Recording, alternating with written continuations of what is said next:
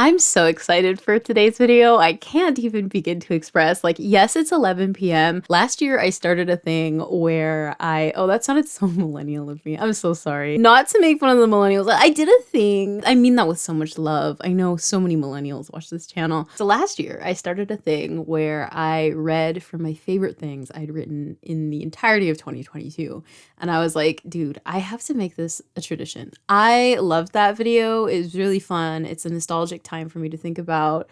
And so now I'm very excited to do the second edition for 2023, the chill reading, where I kind of just talk about my writing. We read a lot of the excerpts in this video you're going to be quite familiar with because I've shared them along the year, but let's say you haven't watched all of my writing vlogs or whatever.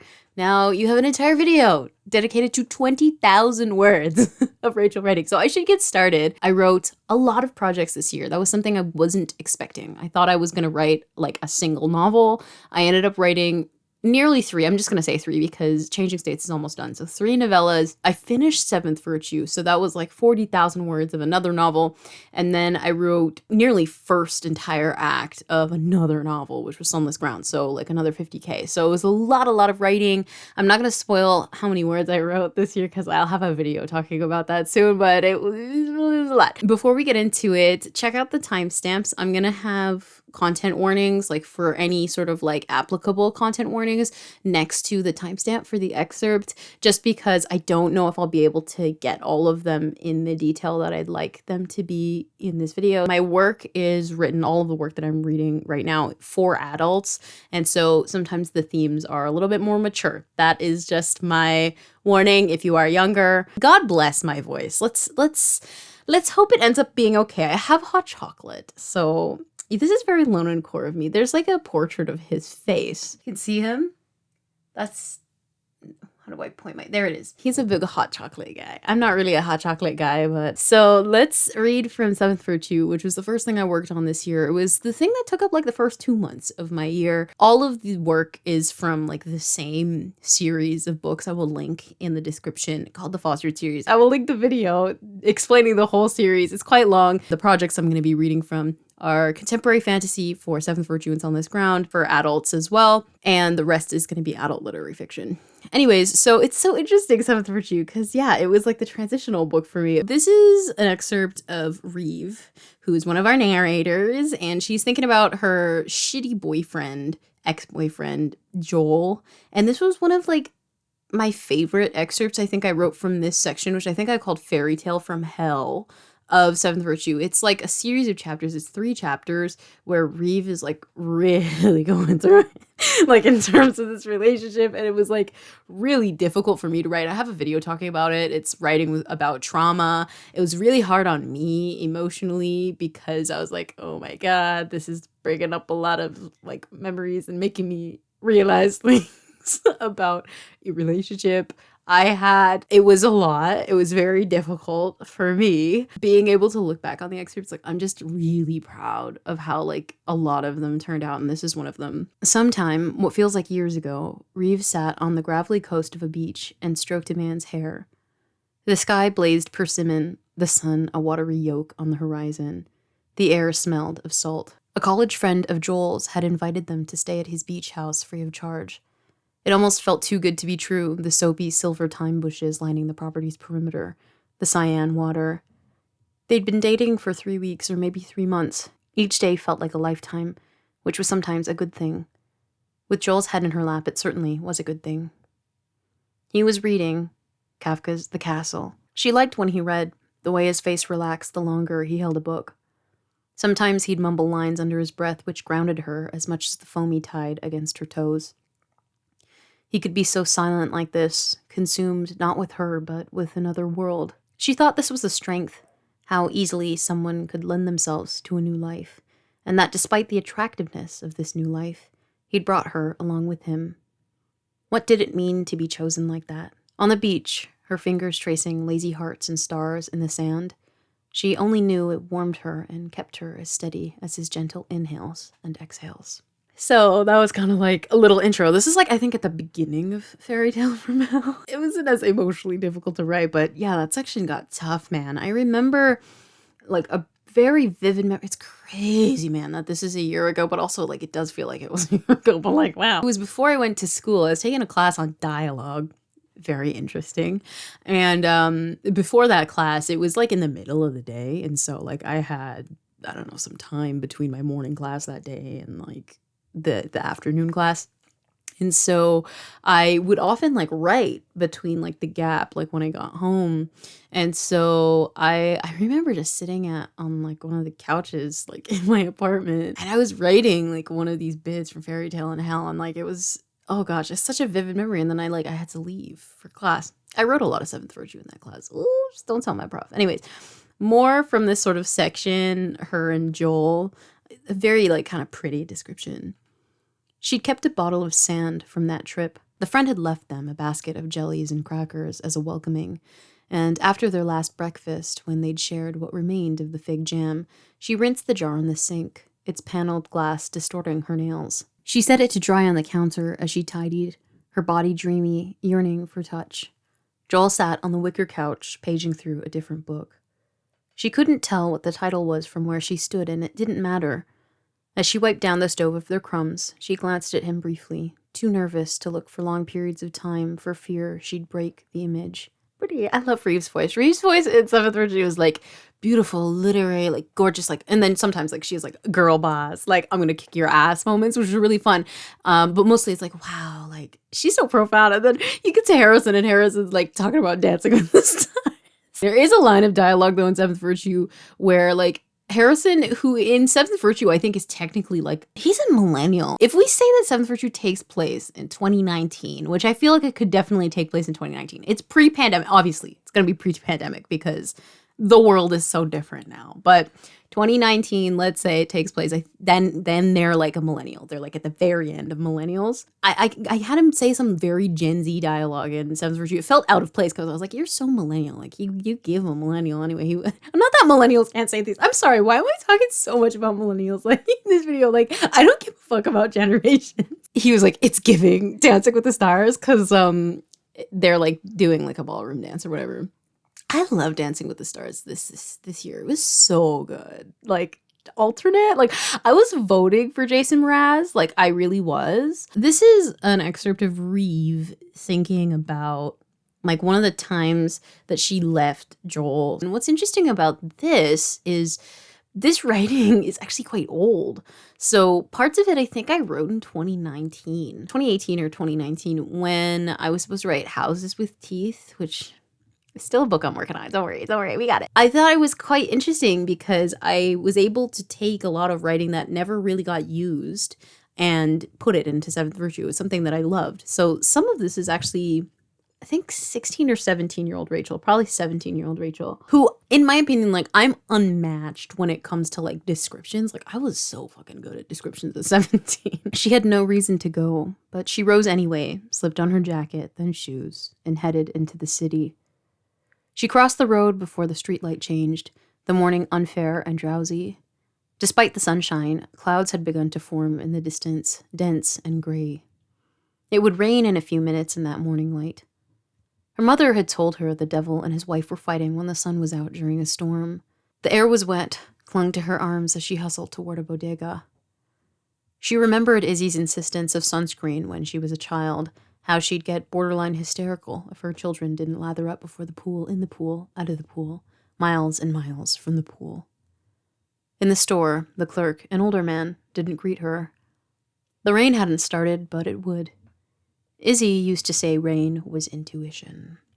Some of the lines you can tell were like younger me because like they don't really make sense, but like also they're like kind of a sleigh. Like the intuition line, the morning is unfair and drowsy. I'm like, okay, like it doesn't really make sense, but like it's giving. Like I love it. Anyways, I read this, I remember in a writing vlog about Lonan and Reeve, and it's just siblings. When they were younger and Reeve woke up in the middle of the night from a nightmare, she'd tiptoe to her brother's room and slip soundlessly onto the floor beneath the bed where he slept.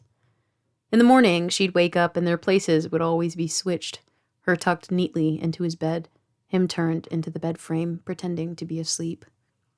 She knew that every time she went to him for midnight comfort, she disrupted his sleep, had him stay up all night watching over her like a guardian angel who hadn't signed up for duty. but they never spoke about it even when they ran into each other at breakfast. He had every opportunity to while he slid a grapefruit open and she retrieved Raisin Bran from the cupboard's top shelf. She knew what he'd do if she did. Deny, insist it was fine, deny again. So it was their secret, his and hers and his. She knew he'd never ask if she ran to him in the middle of the night.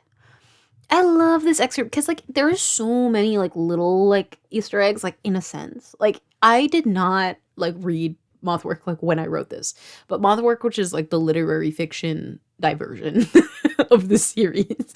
And it follows Harrison and Lonan. It's their whole love story, you know, gone to shit. TLDR, Mothwork is their love story gone to shit. There's this thing. Oh god, I'm not wearing it. I just went to go grab it. But Harrison has a guardian angel necklace. I've been wearing it because my mom got me one that looks like it's the exact same for my birthday. I was like, hey mom, I have no ideas for gifts. Like, if you really, really, really want to get me something, this is like the only thing. And so she ended up getting that for me, and it was so nice. Anyway, so I think it's interesting because the guardian angel is almost like a little motif in Mothwork. And I think the idea of a guardian angel that hadn't signed up for duty being imposed on Lonan is so different because the guardian angel is Harrison's symbol. Like, that's him. He is Lonan's guardian angel. It's like why he gives Lonan the guardian angel at the end of Mothwork. It's almost like, okay, good luck. You're gonna need this without me. Just kidding. It's not why he gave it to him. He gave it to him, I think, just, I don't know, it was like a little parting thing. The guardian angel in general, it was really important to Harrison growing up because his mother had given it to him before, like, she ended up abandoning him, oh my god, as a child. And so, like, it's a lot. It's a big symbol, but it's never one that's, like, been impressed onto Lonan because, like, Lonan in Mothwork, like, is not, like, he needs help. Like, he's not the one that's helping other people. And there's nothing wrong with that. Like, Harrison ends up switching roles with him sort of in feeding habits where Harrison needs help. I think it's interesting because, like, we've never seen Lonan in that light where he, not in a while, is the one that is protecting somebody else. And I love that idea of protecting somebody else, especially like a sibling. And then here's Harrison's point of view. Speaking of them, it's about Lonan. It's describing his face. It's just super gay. And then there's Lonan's face. How well does he know this face? The faint shimmer of a scar above his eyebrow from a childhood accident. Something vague involving a tricycle and a felled cypress. And then his hair, dark like Cumulatas's feathers under moonlight. The only thing Harrison is certain Lonan likes about himself. The ends are jagged from where Harrison trimmed it. And what should he feel, knowing Lonan in all this time hasn't bothered to fix it? And his eyes, damp in this sunless room, but still blunt in their blueness. A crest of tide in a man's body. This private ocean for him and whoever looks back. On all accounts, Lonan is the most beautiful thing Harrison's seen. Ah, they're not even dating at this point. Harrison just says like the most like gay shit. Like you're not even, that's not even your man's. Like, and you're saying things like that. Anyway, it's funny. What I love about this excerpt, I love the line, the only thing Harrison's certain that Lonan likes about himself is like his dark hair, because Lonan has beautiful dark hair. You know, he's right there. You can't tell, but his hair, the way I see it, it's sort of bluish. So whenever I draw it, I draw it with like navy blue. Like I paint it either like black with like a navy blue undertone, or like it's literally blue. Like color pick some of my drawings if you've seen them and you'll see that it's like navy blue. So he has gorgeous hair. And so that's so funny that Harrison's like, boy, it will make sense if you hated everything about yourself, but like your hair is nice. Just kidding. I think it's cute. And also I remember posting a crest of tide in a man's body, this private ocean for him and whoever looks back excerpt back in a writing blog, and like there were so many comments, so many, it was probably like 2, but still comments talking about that excerpt and like, wow, how cool that was. I really like that one. If it's not clear, it's talking about Lonan's eyes. He's looking at Lonan's eyes. I don't think I made that clear from this excerpt. It's in the context around it, but he's looking at Lonan's eyes. It's so hard to describe this stupid man's eyes over and over and over and over again. Do you know how hard it is? It's like Harrison is in love with him, which means he's going to constantly be talking about his eyes. And I've been writing Harrison in love with Lonan since 2019, which means it's like 5 years of him talking about his eyes. I'm gonna run out of ways to describe that, but I mean, that was like one of my favorites. This is the last one from Seventh Virtue. It's the last scene. I did read the last scene of it in a writing vlog. It's like finishing my book or whatever. I can't remember what that vlog's called. I didn't really want to share it again because I thought it kind of sucked, so here's the part I like. The first thing Harrison notices in Reeve's room is the light. According to the pool ball clock on the opposite wall, it's just past 4 p.m. Sunlight peels through the open window above her bed, its rays misted like a gong's howl. The bed is unmade, the sheets lilac, her favorite color. Did she sleep here, and was it just last night or before? She seems to exist in mid-motion, so many years of her caught in one frame. The open notebook on her desk, the crystal collection on the windowsill, a mouse, a slipper, a two-stemmed cherry. As a child, Reeve could have plotted the demise of her Barbies on the tawny carpet, perhaps even lifted the open window the full way and sat on the roof under pearly moonglow. Did she like her room? Sure, it'll become Harrison's from now on, but was this her haven? A fake ivy plant sprawls around a bookshelf, the green contrasted against the walnut wooden room. Foster would like the plants. If he were here, he'd go on and on about propagating pothos for Reeve to decorate this place, donate 2 full boxes of washed kombucha bottles to hold them. Perhaps all 3 of them would sit knee to knee on the floor and play a gruesome version of her Truth or Dare party deck. Truth, would you die for your friends, or dare hop out of Reeve's window to escape the impending future? It could be funny. They're laughing like the balmy song at a movie's ending credits. Perhaps Darren would join them on the floor, keen to laugh about anything, even without context. And maybe Lonan would laugh too. This room could be the golden haven it appears as now, dotted with wisps of light that reflect the crystal catchers in the window. And maybe that would be okay. If everyone he loves was here right now, Harrison is certain everything would be okay. He's so pure in Seventh Virtue. He's so nice. He's like, I just love my friends. That doesn't last, because we're about to get into Buddy Back. I noticed the Darren line is kind of funny. Harrison's kind of making fun of him. Darren, I don't talk about that much, but Darren is Reeve's love interest in the second book. Him making fun of Darren by being like, Darren would just like laugh at anything because he just like joins in on things. I think it's kind of funny in terms of a friendship perspective. Harrison's like, that guy will just laugh about anything because he's just kind of chill and cool and nice to everybody. So let's jump into Body Back. So Body Back, thinking about it now in the context of like, after I finished Seventh Virtue, it really puts into perspective like how long ago writing Body Back was for me. So Body Back arose for me in a very strange time in my life. I was going through a really difficult time at the beginning of the year. In a lot of ways, I feel like I didn't leave that time because, I don't know, for me, a part of it was like nothing really too bad happened. It wasn't bad or anything. It was things that I've sort of overcome, worked through. But I think a part of me, like, I see something really young in Body Back and vulnerable in Body Back because the person writing it was it felt young. And I know it feels silly because it was literally a year ago. I'm not much older. But looking back on like 21-year-old me, I'm only 22 now.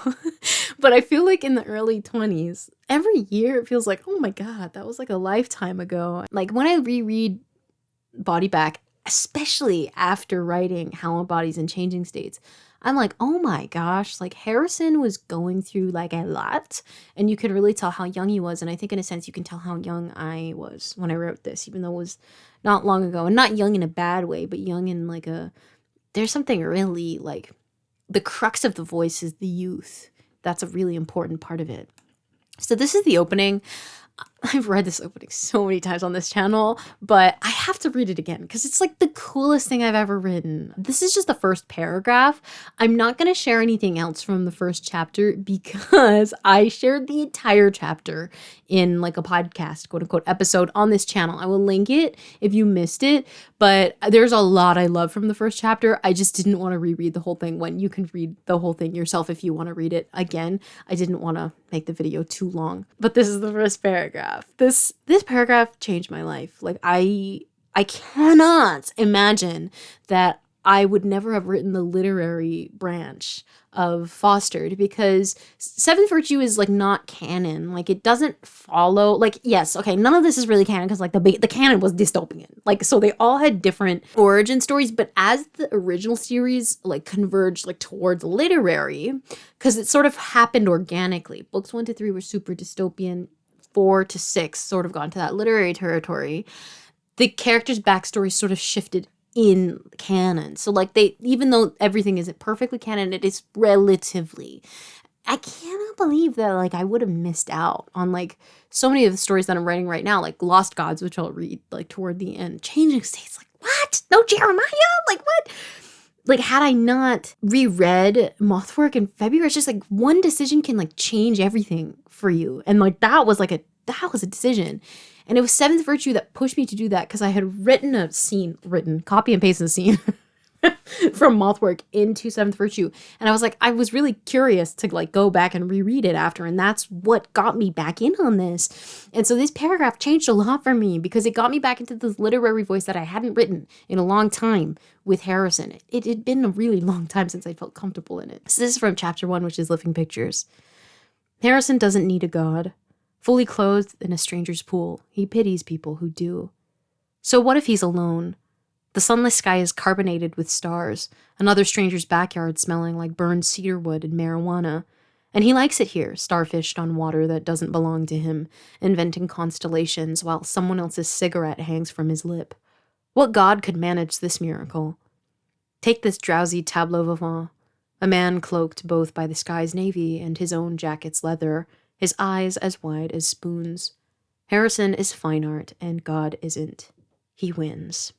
I just wish I could show this to 17-year-old Rachel, like, out of context, like, just go to her, like, in, like, her, oh God, it was, like, first period religion class, and, like, give this excerpt to her. Because at the time, like, I was taking, like, I mean, I went to Catholic school. You're going to hear a lot about Catholicism because we're going to get into the Catholicism book, which is Hallowed Bodies.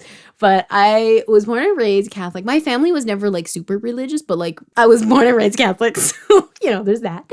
And so I went to Catholic school. My Catholic school upbringing, actually, it's not that bad. Like, I think in comparison to, like, a lot of other people's. I mean, intrinsically, I think for me, there were some things that never aligned with me. When I got to grade 12, it was different because it was the first class I hadn't been in with my sister, oh God, since we were in grade 4. Grade 4, we were together 4, 5, 6, 7, 8, 9, 10, 11, and then all of 12 except for this one single class. So it had been a long time, and I also didn't know anybody in the class, and I ended up making a friend in that class. Other than that, I just didn't really have like a support system, and I think it was hard for me because this religion class was different than the other ones. It was almost like a philosophy class. Like there was a lot of philosophy elements to it. I was at a Catholic school, but there were some evangelical Christians. So I was in a class with quite a few evangelical Christians.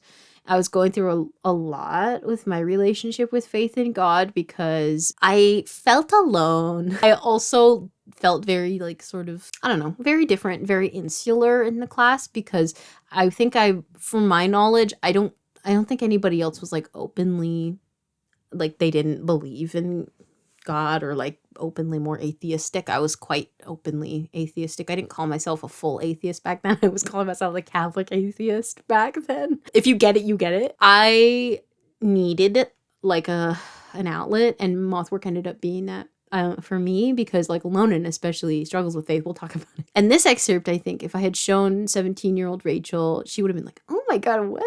Because I think it's a lot of the things that I would have written back then, like, you know, Harrison is fine art and God isn't. It's very blasé. But I think she would have really liked it. I think it would have helped her to see an excerpt. The way Harrison thinks about God is very different, I think, to the way that I think about God, because he didn't grow up religious. He grew up an atheist and only knows religion in the context of Lonan. So a lot of the times you're getting a lot of aggression toward God, but it's not actually toward God in Harrison's point of view. It's toward Lonan because Harrison kind of sees Lonan as God in some instances because he only knows God through the context of Lonan and Lonan's beliefs. We're not fully in the same place, Harrison and I, in terms of how we think about God, but I think it's interesting because parts of like 17-year-old Rachel's thoughts, and even my thoughts now, are injected in there. It's missing context from what I believe now. Lonan and I have a more similar approach to faith, but it's interesting because I think younger me would have found something healing in that. Here's an excerpt from chapter 2 of Body Back, which is called Immaculate Mary, which I actually don't like that title very much. I just didn't have another one to call it. And I like this one because it's like describing a bathroom, but the bathroom is like under the sea themed, which like, did anybody else? I mean, I think a lot of like people, maybe even older, but I know a lot of Gen Zs probably because of Finding Nemo. Like, I wonder if other people had, I remember talking to a lot of my classmates, and a lot of my classmates were like, yeah, we had the under the sea themed bathroom, which I'm sure is quite common. But my mom had made this like themed bathroom for us when I was a kid. Very recently kind of we changed it, but it's still the same color like that was for like the Nemo theme. Anyway, so this is kind of really like emphasizing that way more than like my bathroom at home is. But this is Harrison and his mother in a stranger's bathroom. They stand in the baker's bathroom. It vomits under the sea, a theme a child might have requested, but according to the living room's unstained couch cushions and front mat's lack of shoes under a women's size 8, no children live here. Perhaps Nash requested the decor. That might check out. A Ken doll on the outside dying to be coffined in his plasticky packaging, or in this case, bathroom. High-gloss cerulean walls, a clownfish soap dispenser, the toilet seat cover ridged into a lilac clam. A translucent blue shower curtain that flickers into waves when you walk past it. On the wall, an acrylic starfish and anemone are captioned with the words, "Do you see what I see? No, I'm my worst anemone." I didn't have the context for this excerpt, but Nash is the couple. Like, he's broken into this couple's pool, and they end up inviting him inside. And Nash is the husband of the couple, and Harrison like really is targeting him in his anger. He's really mad at this, like, I don't know, conventionally attractive man. I don't know why he's so mad at him. But I thought it was interesting, the Ken doll description. That was quite neat and very in line with like sort of like the Barbie buzz that happened this year. I didn't know about that when I wrote this, but the anemone dialogue, I ended up adding some things because I ended up submitting this scene to a class. I had written it for the class. And I added that sort of off-screen, like indirect dialogue, whatever, between the characters, the inanimate objects. Here's more Harrison, speaking of faith, thinking about God. The 5th commandment says to honor thy father and thy mother, but where the hell is God to condemn him? Caught in the bathroom's dim light bulbs? Sucked up in the fan? Hiding in shower drain hairballs? And where is his father? Both perpetually missing, like a television remote, a set of house keys. That's right. His dad's not here, and God's not either. Not in the starfish rug, not in the patterned hand towels, not in the piranha portrait above the toilet tank, not against Harrison's chest, like he used to be. He's the only one in here in front of his mother, a son, yeah, but whose? In elementary school, he learned the meaning of his name for a history project. Son of Harry, Harry's son. It all seems so ironic now. He's nobody's son. The anger. I noticed something rereading Body Bag. I was like, this man is like really upset. Like the whole time. Like his narrative is like really angry. I think in comparison to like Lonan, who's like very chill. Like he's like just dissociating like the whole, like not even as a joke. Like he's very legitimately dissociating for most of the narrative. Jeremiah, on the other hand, is very romantic. He sees things in a very like detailed, gorgeous kind of way. Harrison's mad. Like he's talking to himself in the narrative and he's mad. Okay, so this is a really fun excerpt where Suze ends up driving Harrison to Lonan's apartment. They're in the same city, Lonan, his ex, and Harrison, he lives with his mom who lives in Las Vegas. Suze ends up taking him to Lonan's and is like, dude, you are like so dysfunctional. You just need to talk to this man. Like, because clearly you haven't like moved on. You can't move on with your life because you haven't spoken to him. And she's right, because he doesn't until he speaks to Lonan again. But Harrison is like, understandably, he's way too upset to do that. It's not really her place to do that. But I also understand because he also has become disastrous in a lot of other ways, like, you know, breaking into strangers' houses. I think she's just not sure what to do with him. He ends up getting really angry when she does this, and he ends up leaving the parking lot. So this is an excerpt. Harrison is no Christ. He's not in this city for his mother's house. He leaves Suze in that parking lot, his head low, his feet determined. He ignores the way his heart hammers in his chest, the way a part of him says to turn around, to look at that building, the same one he'd driven to just weeks before, the same one he'd ventured through like a labyrinth until he found Eliza's unit, the same one he'd kissed Lonan in, the one he'd promised he'd come back to. Perhaps Jesus would enter that apartment like it were his father's temple, but Harrison is tired of gods, of ghosts, of men. He repeats this to himself as he hustles through the rain. No gods, no ghosts, no men. His teeth chatter, his hands shake. He's not wise. He never wants to be again. No gods, no ghosts, no men. It's easier this way, no need to contemplate the open window overlooking the parking lot. No need to contemplate who lives there now, who makes a bed there every morning, who drinks his coffee with half a cream, no sugar at the breakfast table, who grinds an ink stick to practice his new interest in calligraphy, who reads poetry on the balcony every Wednesday, who finishes a 1,000-piece puzzle in an afternoon, who wears Susanna's angel pendant and says he bought it vintage, who takes up pottery, herb gardening, darts whenever he feels like it, who sleeps with both eyes closed at last. No need to contemplate what might happen if he spared one glance, who he might see if he just looked back. So I think that last paragraph I have like a podcast episode on, like sort of really diving into it because I really like that excerpt. I think looking back on it now, I love that line. He's not wise, he never wants to be again. I don't think I understood the impact of that line when I was writing. It was only until like way after when I was like, shit. Like, that's a really fucking good line. He's not wise. He never wants to be again. That is so interesting. That divorce, I think, of like, not even a past self. It was himself from like 2 weeks ago that he's just completely excommunicating himself from. I think, oh man, it's so sad. Love that excerpt though, slay. This is a fun one. HAREMIAH excerpt. We love HAREMIAH, which is the Harrison Jeremiah ship name, you know, before Harrison kind of messed it all up at the end of this book.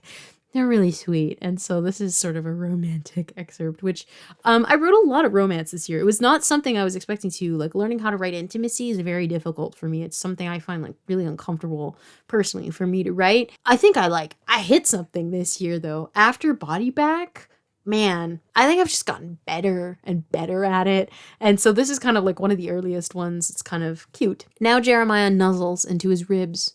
He smells like soap and orange rinds, his tattooed skin downy under Harrison's calloused fingertips. He traces an empty fishbowl on Jeremiah's arm with his pinky, a half-finished anatomical heart with his thumb, a wobbly dandelion with his ring finger, the cherub guarding his elbow with his index. I love you, he could say. They've known each other for 2 weeks, hung out less than 10 times, spent most of their time examining each other's hands. But this could be love, right? Jeremiah's made him breakfast every night he stayed over. Peach French toast, hot muesli, black coffee. Every time they watch film noir on Jeremiah's two-seater, they simply find each other's hair and twirl. Sometimes meet each other's mouths and hover there, these clement weekend lovers. I love that excerpt because, like, it's, like, kind of naive. I mean, Harrison, I think himself is like, this can't be love, but, like, could it be? I think for a second, he just wants to think, like, it doesn't seem realistic to him that it could be love. And I think it's the difference between Harrison and Jeremiah and where they end up not really being compatible because Harrison, I think, feels that he needs to have gone through something with somebody else like over an extended period of time in order to like really constitute something as love. That's really the love that he's known his whole life. It's not something that he doesn't really realize about himself. But Jeremiah, on the other hand, is a romantic. Jeremiah doesn't mind saying, yeah, I think you can love somebody in a really short period of time. They only knew each other, I think, for maybe about a month. But Jeremiah in Changing States, we'll see, it's really deeply in love with Harrison. Harrison, on the other hand, has to question for a second. Like, he's in like this nice warm embrace. Is this love? Like, he's not sure though. It could be. So this is the next bit. It's starting 24 karat Harrison. If you don't know anything about 24 karat Harrison, that's so good. Like, honestly, stay that way. It's not good to know about 24 karat Harrison. But 24 karat Harrison is the drunk persona, pretty much, that Harrison sort of takes on. I don't condone any of this behavior, but this is Jeremiah and him like kind of playing like Sims dress up or whatever and figuring out like this new character. Jeremiah starts with a new jacket. He's made it clear that Harrison can't go clubbing soaking wet, so they rifle through his closet and land on a fur coat that was last dry cleaned months ago. It's knee length, the sleeves wide catacombs, the taupe fur brindled like Eliza's tortoiseshell ring, Lonan's ring technically. In front of his standing mirror, Jeremiah unearths it from the garment bag like it's a body, holds the hanger in front of Harrison so the fabric drapes off his chest. You like it? Asks Jeremiah, cheek pressed to Harrison's shoulder blade. He's laid out a tasseled button-up for himself that glitters like hematite in the light, and he'll dazzle in it, of course. Jeremiah is built for this. The sharpened eyeliners on the bathroom counter, the dented cans of hair mousse, the nail file on the dresser, the ridged perfume atomizer he'll mist himself with moments before they leave the apartment. He is sleek beauty, a marbleized man, ready to be polished, adored. And what is Harrison, then? With the fur coat cinched against his body, he could be polished too, couldn't he? Sure, he isn't a gilded icon, but maybe he sees Jesus in his face right now because he has the potential to be, or because at their cores, they're both sad men. His hair doesn't have to look like Susanna's, but instead like the young bark of cinnamon, and his eyes, they're not his father's, but his own, an unmarred pool of teal. Maybe he's a little rough where he should be suave, but that's hot nowadays, isn't it? Oh god, he's so cringe. Besides, if Jeremiah sees something angelic in that mirror, then yeah, Harrison could see it too. Forget his cryptic mouth, his hair that's too long, as Susanna pointed out, his eyes and the way they're wounded, not like a deer's in headlights, but like a deer's in death. Forget the scar across his forehead, the way another man's hands used to touch it, not like it was lightning, but a pathway to some better place. Sure, Harrison's no Christ, no Jacob, no God, but why should he be? He's here under the tungsten bite of Jeremiah's chandelier, a man in shameless excess, eyes more spangled than this country's flag. And he could stay here, couldn't he? He could enjoy staring at himself, not like he's bronze, but like he's pure gold. He straightens, adjusts the fur on his shoulder. In truth, he looks too much like his mother, stands too much like his father, stares too much like Lonan. His hands aren't soft, he's got split ends. At best, he smells like cigarette smoke, car exhaust, chlorine. But what does Jeremiah see? Maybe someone lovable, yeah. Maybe someone to cry over. For a moment, Harrison worries the answer is nothing at all. I think we really get to see Harrison sort of question his how he views himself, his self-esteem. I think he feels like really down after his breakup with Lonan. I mean, I feel like it's very obvious. He feels very down, and I think it fucks with him in a way that he's not expecting. I think it messes with his identity and how he views himself, sort of like the strength in how he views himself. He used to be so certain of who he was, and now he's so uncertain that he can't even look at himself without wondering what somebody else is perceiving him as, because I think he's so used to existing only in the perceptions of others. My nose, when I'm filming, always gets itchy. I don't know why. I'm not doing anything to it, but does anybody else who's a YouTuber experience that? It's just the actual nose. Why is it itchy? Anyways, happens every single time, only when I'm filming. This is Harrison. I think it's in the same scene. He's having a mirror moment. He's staring at himself in the reflection and is like, who am I? Harrison, he mouths to himself in the mirror. Bathroom is filmy, or maybe it's him. He's in chrysalis, bloated in his own becoming or suffocation or whatever the fuck. The thing is, he doesn't need a god and might be a king, but he's also a man with a pounding headache. He tries again, his mouth shifty like cornmeal, like ash. Harrison. What do kings do when they get migraines? Buy a donut? Eat a saint? His eye sockets are vacant, his cuticles spinning into one another, hair sentient from the pool. Harrison. The walls smell like Jeremiah's hair gel, Jeremiah's fingerprints, Jeremiah's latest cologne. In a minute, the paint could start peeling and Harrison could pick up the chips, tack them to his jaw like they're gold stars or little hello my name is stickers. Hello my name is, hello my name is, hello my name is, Harrison, Harrison, Harrison. He kneads his cheeks like he's sourdough, pinches his eyebrows, goes Harrison, sticks his fist in his mouth, tries again. Harrison. He's going through it. If it's not clear. Right after comes this excerpt.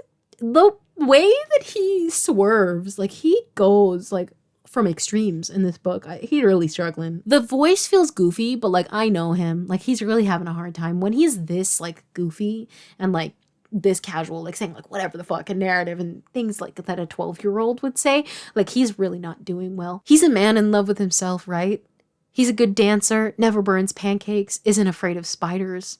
What's not to like?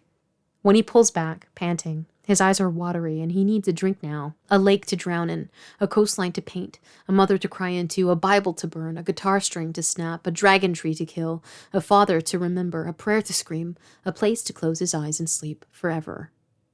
He grabs Jeremiah's eyelash curler off the counter, crimps his lashes so hard he pinches his skin. He doesn't care.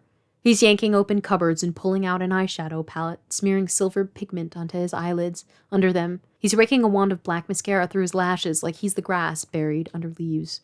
Like this is the only way to reveal himself. So that's sort of like the end of the 24 karat Harrison. It's like now I'm done, after he like puts on all the makeup and everything. A lot of that is also Easter eggs. So a lot of, especially this chapter, I think this chapter particularly, body back to, like I said, gone through a hard time. Something else that helped me through this hard time was Palladium by Grace and Chance, which is like my favorite album in the entire world. I mean, if you know anything about me, like I talk about it a lot. Oops. Grayson has a song called Black Mascara, and so it's a really kind of similar, like in terms of like the vibe. Really, this sort of excerpt was trying to emulate that feeling. Of course, there's also the reference, like I think, to the mascara as well. So the next excerpt, I know that there is a content warning for self-harm. It's not actually on the page, but there's like a consideration. So this is Harrison at the club. He is like really under the influence. Sorry. He is like watching Jeremiah like dance with his friends. And while that's happening, he has this whole like very long sentence. I'm not going to read the whole thing because some of it I don't want to read on YouTube, but like I'll read a good chunk of it. A hand on Harrison's elbow. He flinches and is surprised to see it's Jeremiah who's touched him. How did he get here so fast? Harrison expects a trail of blurry bodies to follow him, but where did everyone go? They've dashed from the club like embers scattering from a dulled fire. Nowhere to be seen but dangerous anyway, and weren't they all just over there, under there, and are they lonely on the ceiling? And how do they plan to get down, and is it too loud in here, and why is no one using their indoor voices, and should he cover his ears? And where is his mother now, and how did Mary say I love you? And did she ever dream of fleeing to Hollywood or speeding down the I-40 or telling Gabriel no? And why does everyone worship a god who demands and calls it creation, and what's his name again? Harrison. And when did his hand sprout from child to whatever he is now? And should he dye his hair red, cut his wrists again, and is it possible to be young and happy about it? And is he still dancing? He's still dancing, and someone's complimenting his silver eyelids. And is it hot in here to anyone else? And does he taste blood or the ocean? And is this what it feels like to die in holy light? I love this section. I mean, like, where is his mother now, and how did Mary say I love you, and did she ever dream of fleeing to Hollywood or speeding down the I-40 or telling Gabriel no, and why does everyone worship a god who demands and calls it creation? I loved that section so much. The line there that really gets me is, how did Mary say I love you? I think I'm going to write a poem about that. Speaking of poem, I think that this entire section is like a poem. I mean, if you didn't know, I studied poetry at university. I got a poetry degree, basically. I studied writing. I specialized in fiction. I specialized in poetry. And so, I mean, you can see some of the poetry degree kind of coming together. A lot of it is like kind of experimental bits in body back, especially when Harrison is like under the influence because he like did drugs. It can get quite poetic and floatier in terms of the narrative. This is Harrison running into the club bathroom because he's like very distressed. Now he's like, I'm overstimulated at the club. Like I need to leave. He really is. And so he flees to the bathroom. Harrison rubs his eyes. His ears still ring from the clatter outside, and he stands at the bathroom's entrance like a child who's lost his mother in the mall. Should he sit down? A group of girls form a ring on the floor, chant about Leos, Brittany, men. Someone shovels in past him, knocks into his shoulder by accident, apologizes over and over, their hands clutched against his face. I'm so sorry. I'm so sorry. He yanks away. Don't touch me, he wants to say. I don't want to be touched ever again. But by the time he's located his mouth, his eyes pulsing to a hi-hat, his nose burning on a cloud of cherry smoke, the person's gone too.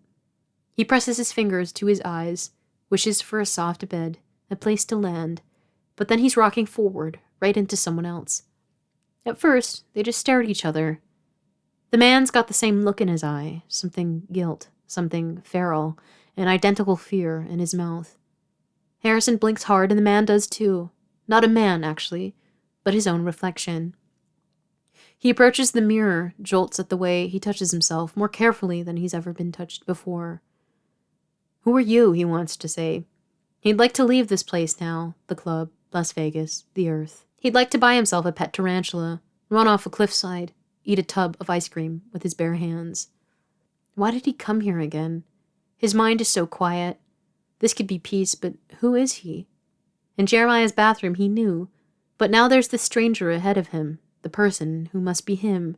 Someone's chandelier earring grazing his jaw, the cowboy hat lopsided, mascara running down his cheeks even though he hasn't cried. Where did you go? He mouths, but he knows.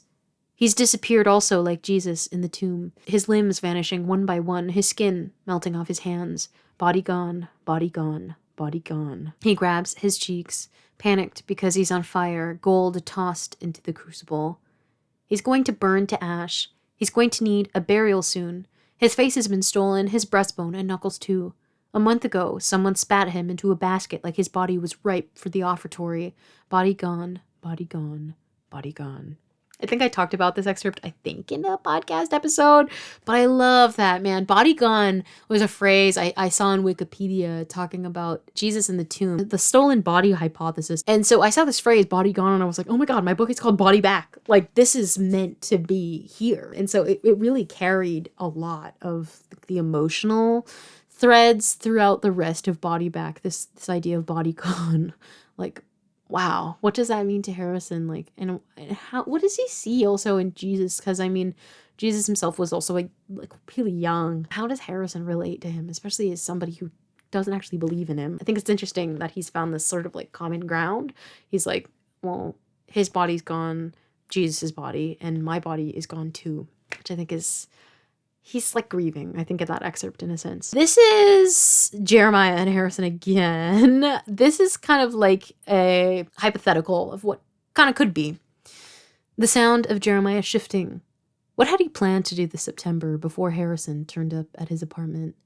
On their first night reunited, they'd sipped mimosas while swapping Jeremiah's BlackBerry back and forth to play Brick Breaker, watch Psycho, and only kissed at the ending credits. Jeremiah hadn't even questioned why Harrison had turned up because he's a good guy, a good friend.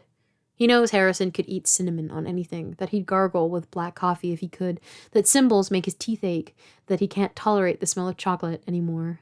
Good guy, good friend. In another life, they could have grown up together, played road hockey in humid Junes, shared a half-and-half ice cream cone, fallen for each other delicately. In another life, Harrison would have told Jeremiah he loved him and meant it. He could admit all of this right now. Some people want to be appreciated, taken by the shoulders, looked at right in the eyes. Man, I think this excerpt like really, again, shows sort of like the incompatibility. I think it's like sort of like right person, wrong time again. Though like I think for Harrison, it's like nobody's ever going to be the right person. The only right person is Lonan, I think, for Harrison. And so even when like a relationship is probably better for him, with Jeremiah, for example, sorry, Lonan, he won't accept it because like he knows, like he feels and for himself, he can't be with anybody else.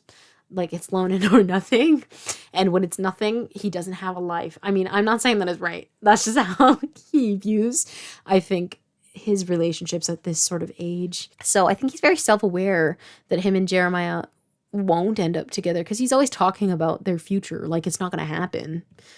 So will it actually happen? If you keep talking about it like, oh, this could happen, like, is it really going to happen? You're not even leaving space for anything to happen. So this excerpt is one of my favorite excerpts. It reminds me a lot about this like moment in Bates Motel, and I won't spoil it if you don't know, but if you know, you know. It's like I think it's season 3 between Norma and Romero, and like they've gotten to an argument. I think she's like running up the stairs and they're having an argument, and like if you know what I'm talking about, you know it's this particular dialogue that Romero says when like he ends up like hugging Norma. This dialogue from Jeremiah reminds me of it. I always try to emulate that dialogue, like the moment of it, how powerful it was. Like I said, I don't want to spoil it, but if you're a Bates Motel fan, you might know what I'm talking about. The excerpt here is Jeremiah and Harrison are at a diner, and Jeremiah's like, hey, look, I'm thinking I'm gonna actually like, I'm gonna move. Jeremiah's like, I'm thinking I might like go do something else with my life. I don't know what I'm gonna do, but like I don't think I'm gonna like stay in the same place forever. And Harrison's like, what? Like what did you say? Huh? And so the whole time Harrison, as Jeremiah's explaining his plans, Harrison's like, oh my God, he's just gonna like leave. Like, I'm not gonna be, like, he's not gonna be here anymore. Like this whole relationship that I have is gonna combust. And then there's this excerpt. Harrison's ears ring. He looks to the window like it's an out, when in reality, all that's out there are a couple fir trees and a main road. An 18-wheeler whizzes by every few minutes. As Jeremiah talks about a paper he needs to turn in on Tuesday, Harrison imagines what those drivers are doing, thinking. One making plans to shoot darts at a dive bar with his brother, another answering a call from his wife to bring home a stick of butter, someone else considering flooring the pedal, letting go of the wheel. You could come with me, you know.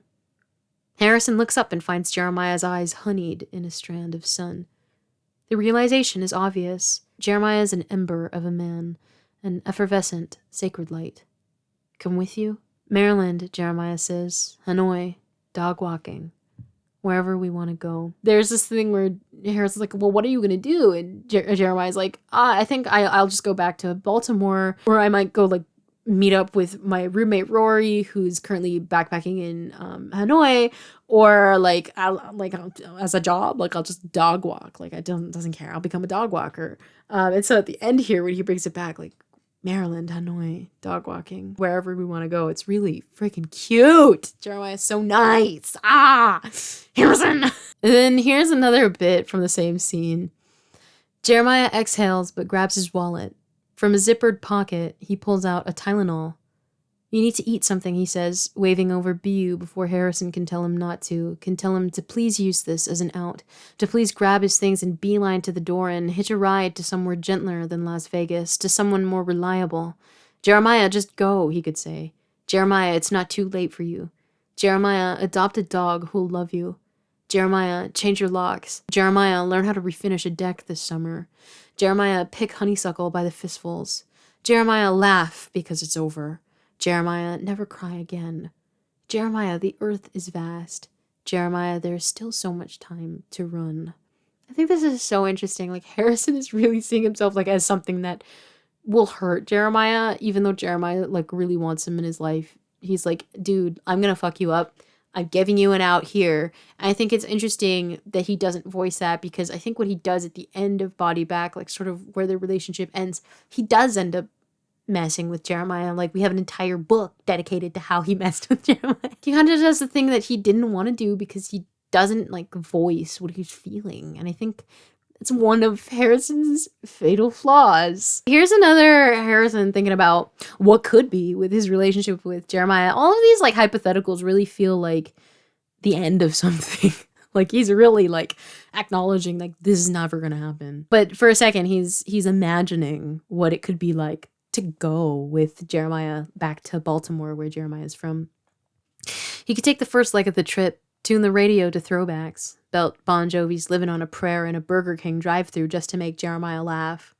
They could rest at a motel similar to Greta, the same stuffy wallpaper, the same Berber carpet. Surprise each other the next morning with bagels from the bakery a block away, go crabbing at Point Lookout on their first weekend in the state, pose next to each other with their catch for a photo snapped by a stranger. Jeremiah might even invite him to his grandmother's birthday party, introduce him to an aunt as his boyfriend. They'd link arms the entire night, feed each other spoons of sherry trifle. Harrison could bond with a cousin over their shared interests in bushcraft forts and neo-dada art. Jeremiah's mother would invite them berry picking the next weekend, serve blueberry buckle after Sunday mass, everyone still suited and skirted around the kitchen table.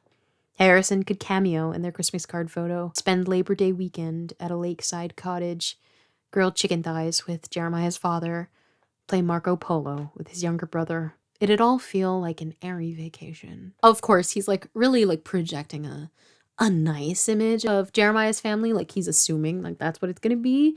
I think in a lot of ways it would be like that, to be honest, though. I love this excerpt though because a lot of it is like sort of details from my life. So Maryland is an important state to me. Some of the very specific details were from my life. Bushcraft forts, actually, as a detail, I know I've mentioned this before, was not a detail from my life. I mean, I wish. But my sister and I had been writing a rewriting, basically, the book one of Fostered in a book called Of the Red Earth. I want to read some of it. If we ever get Sarah's permission, I'd love to share some of it because she wrote most of it. But she ended up giving Harrison like a bushcraft fort. So I put that in here as like a little Easter egg. Neo-dada art. I did an art history class, and I freaking loved learning about neo-dada art, and I really like it. So Harrison's also an artist.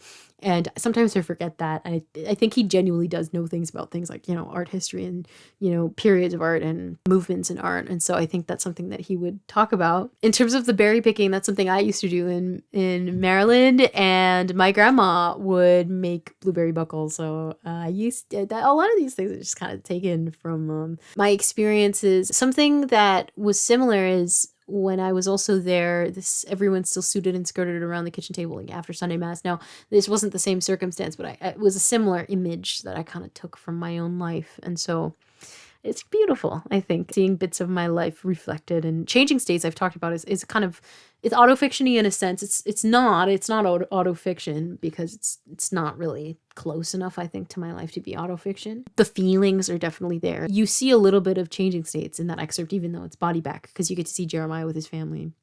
So now here we're getting to the end of Body Back. Harrison is at a party. He is again under the influence.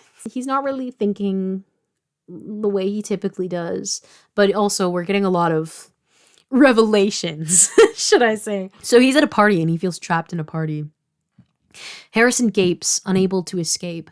Someone tells him to watch where he's going. Someone grabs him by the throat. Someone helps him up the stairs and someone else kicks him back down. Someone reads his fortune on a daybed, tells him he's been dead since yesterday. Someone holds his face and says he's the most gutless person they've ever met. He's gonna die here. He's already dead. He'd like to die in the starlight. He'd like to take his last breath to the pulse of Take on Me. He's crying. When he splits a joint with someone on the roof, he's naked but so clothed he could suffocate. He's under the earth. He's hovering above it. He's lost in a glut of bodies. No one is here. Someone could be. He screams for a mother, mourns a father, chooses nails on the landing, begs for forgiveness with his eyes split open. So this is almost, I think, a continuation almost exactly right after, where he ends up, again, fleeing into a bathroom. Harrison really ends up drawing towards mirrors a lot in Body Back. I think that's a big symbol. I mean, of course, the mirror ball, the disco ball is a big symbol and just an aesthetic one in Body Back, but like the idea of mirrors as well. I also like the idea of a mirror ball because you can never really see a reflection in a mirror ball because of all the different tiles. It doesn't really create a face. I mean, mine is right there. If I stood in front of it, I wouldn't really be able to see myself. And I think that's a metaphor for something, He runs into a man. The stranger's eyes are wide and peeled back like a sardine can. His hair so mussed it looks less like a style and more like electrocuted sun rays. He can't be any older than him. The look in his eye is searing, mildly reckless. Perhaps he's got a mother at home waiting on him like Harrison does. Perhaps his memories of his own father are buried within the scars that loop his hairline, easy to write off as accidents. His upper lip is shiny, the barest fuzz of a mustache growing. He looks like he's fated to die too, something sad in his face when he blinks. Harrison reaches, and the man does too. When his fingers knock into a cold surface, it takes him a minute longer to realize he's not staring at another man, but himself. He stumbles backward, narrowly steadies himself on the bathroom's locked door. He squints at his reflection again, deluged in déjà vu. Bloodshot eyes, purple throat, split lip. He takes a careful step forward and then another until he's bolting right back to his face, pressing his palm to his cheek. What had Jeremiah asked him when he'd arrived at his apartment yesterday? What happened to you? And what did happen? He's a man mid-bruise, a man mid-death, a man mid-funeral, a man mid-afterlife. Something's fallen out of his face. His fingers tighten against the mirror. Will he claw it out of his eyeballs? He tries. He's desperate to, in need of unraveling something. But no matter how insistently his fingernails scrape, nothing changes. He looks the same, bloodshot eyes, purple throat, split lip. He doesn't recognize himself. It feels like he won't again. And why would he? In August, he abandoned a part of himself, thinking he could find it again on his own. And how wrong was he? He's not brave. How foolish to think he could be. Oh, that one I think is so sad because it really repeats that scene from before when he runs into the bathroom again and sees himself and is like, oh my God, that person looks really sad. And then he was like, oh my God, it's me. But this one is like, I think even sadder in a sense. He's like, not only is he sort of grieving something that he sees, body gone, that excerpt. In this excerpt, it's like, it's beyond death. He's seeing himself and he's like, why are you still here? He's almost surprised, I think, that that he's still there, still existing, still alive. What happened to him? That question, what happened to you? He doesn't know what happened to him, but also he says at the end, in August, he abandoned a part of himself thinking he could find it again on his own. And how wrong was he? He's not brave. How foolish to think he could be. That's about Lonan. He's like, he left Lonan because he broke up with him thinking that he could figure himself out without Lonan. He was wrong. Like, he needs Lonan to know who he is. And I think that's really hard for him to, it's a hard thing for him to think. This is the last one from Body Back, and then we go into an even sadder era where we talk about Hallowed Bodies in the longest video ever. This is when Harrison wakes up right before Jeremiah breaks up with him. So he wakes dazed under starlight. What he knows for certain, a honeysuckle flutes behind his ear, and a man hovers over him. If these two things are related, he doesn't know why. If the flower's a gift from the man, if the man is a gift from the flower. How beautiful is that idea? Man not a duplicate of himself, but birthed from a petal like a pearl from a clam. He could be a glorious byproduct, couldn't he? This question matters less than the throbbing light ahead of him. He squints at its blurred edges. Gabriel coming for him? The headlights of Susie's car? Perhaps just a street lamp. Or God doesn't have a face. This could be his arrival. So that's it for Body Back. That's a fun excerpt. I didn't want to read any more because I've probably shared more, and I was like, okay, let's move on. I mean, it was a really special project for me. I've talked about it a lot because I don't know, it just feels like me. Even though like I look back on it and maybe I'm not as proud of it as I think I was originally. Well, talk to me in a couple of years. I'll be like, oh my God, that thing is so good. But I'm at the stage now where I'm like, oh, I don't know about that. I think about it. But it's nice to revisit it like in a lovely sort of appreciative lens. So let's talk about Hallowed Bodies. I want to start by reading the opening. Like I said, I've already read this, but I just, for the end of your video, I wanted to read like the openings that I really liked. So I'm going to reread it again. I'm actually going to read sort of this and then it continues into the next scene. I'm not going to pause just because I'm like, okay, let's give you an idea of what sort of like a chapter-ish is like in Hallowed Bodies. The chapters are quite short. This is chapter 1, Holy Ground. I wanted to read the 2 epigraphs though because I think it's beautiful. So this is Hallowed Bodies. Now you are the body of Christ and each one of you is a part of it. 1 Corinthians chapter 12 verse 27. How much of fighting is the need to touch another man? Andrew McMillan. Whoever recommended Physical by Andrew McMillan to me on one of my videos, thank you so much. I hope that person has been able to see these videos where I've said thank you. Again, like one of my favorite poetry collections, and it was just perfect for epigraphing Hallowed Bodies. So I just wanted like a shout out to that person. I'm sorry, I can't remember your name. But this is the opening-ish of Hallowed Bodies, chapter 1, Holy Ground. Lonan doesn't pray anymore, at least not the way he used to. As a child, he and his father prayed everywhere, begging for forgiveness at Crater Lake, repenting in line for an oil change, supplicating in a windstorm. On Sundays, they'd wake before dawn and nestle in front of the bathroom mirror, recite the first chapter of Genesis, Paul's letters to Timothy, Psalm 22. Lonan preferred the Apostles' Creed. He'd watch his young mouth repeat, I believe in Jesus Christ, his only Son, our Lord. I believe in Jesus Christ, his only Son, our Lord. I believe in Jesus Christ, his only Son, our Lord. And he did believe.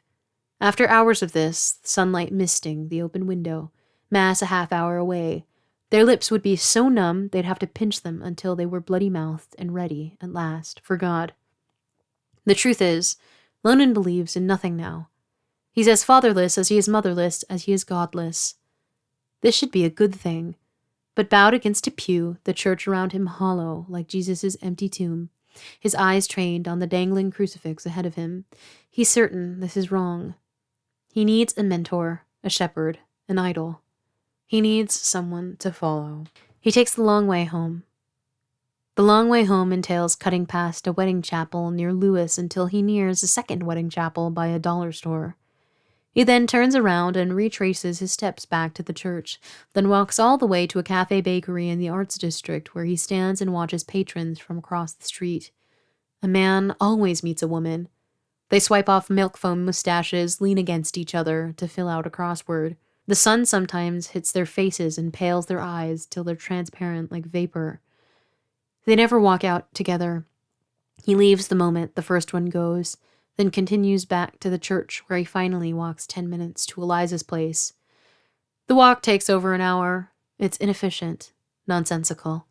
He makes this route every day. So Lonan's voice is so interesting to me. I don't really remember writing Hallowed Bodies. I kind of have like a concerningly like bad short-term memory sometimes. I don't know. Like with Hallowed Bodies in particular, I'm like, I wrote that? Like, it really does feel like somebody else wrote it. It does not feel like something I wrote. But anyway, this opening I wrote in April, so it ends at he needs someone to follow. That opening, that whole section I wrote in April, and it's crazy that I wrote it that long ago. But it's one of my favorite pieces of writing, I think, that I've produced. I think the idea of Lonan doesn't pray anymore, at least not the way he used to.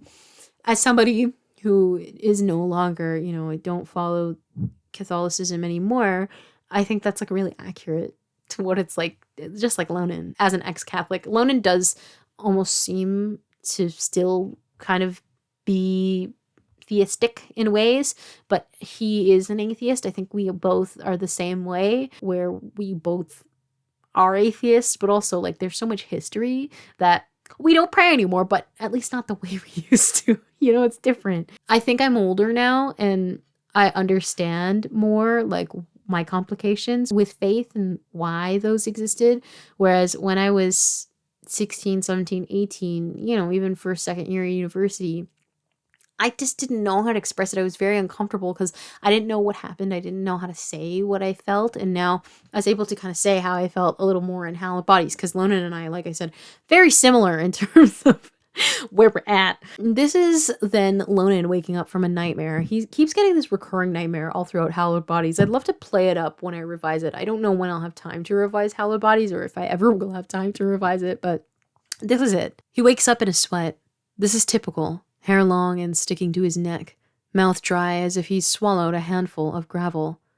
His body's memorized this jilted routine since Eliza left, and it's been comforting losing himself in sleep, not feeling anyone but himself when he awakes to the judder of headlights on the ceiling. But despite the normalcy of this moment, its grueling comfort, something has changed. He sits up, clutching his mouth, and as if rewinding a VHS, he replays the nightmare he's grown accustomed to. A long expanse of water, a river, a creek, a lake. He's never quite sure because the moment he registers it, he's dragged right under. At first, he doesn't panic. His eyes are open. The water is thick, glossy like oil paint, its surface sponged with sun. He lifts an arm but knows he can't swim back up. He doesn't try. He's not unrealistic. He's always thought he'd die by drowning. The fear only settles when a hand grabs him by the throat. He isn't sure where it came from, but he knows who it's attached to. He never sees his father's face, but he doesn't have to. He hears his voice like it's been spoken through a microphone. Do you love the things that weaken you? Then he wakes up. So he's like haunted by that for a while. And this is kind of right after that, where Lonan is trying to cope by eating cherries and watching the premiere of Supernatural on TV. It's quite literally like, canonically to me, what he's doing. So I think Supernatural came out on September 13th of 2005. So what was really useful, I don't know much about Supernatural, but what's useful is using Supernatural as a anchor for the calendar for the rest of Hallowed Bodies. So that's when it starts, when Supernatural came out. I don't think my description that you'll see of the TV show, I don't know if it's accurate to Supernatural. It's just soft canon. Like, to me, like, I know that's what he's watching. But anyway, when a half hour passes and his body still feels like a waterlogged lily, he moves to the couch. From a clover-patterned bowl, he pecks at cherries Eliza left in the fridge, focused more on their bloody pits than what plays on the TV. Some show about demons, fraught men. His skin feels punctured all over, incapable of healing. He pretends he can't hear the river voice every time he lifts his head. Lonan? Lonan? At the episode's break into Act 2, he buries his face in Eliza's braided throw pillow. He gnaws on the cherry pits this way, then rises to spit them back into the bowl. During a commercial for drinkable yogurt, he kisses his own wrist, and still there it is. Lonan? Lonan? He turns off the TV, throws the cherry bowl onto the coffee table. In an hour, the sky will turn orange like an apricot. The next-door neighbor will hop in the shower for 45 minutes like usual. A dog will bark outside because a dog always barks. This typical domesticity, something elastic in its repetition.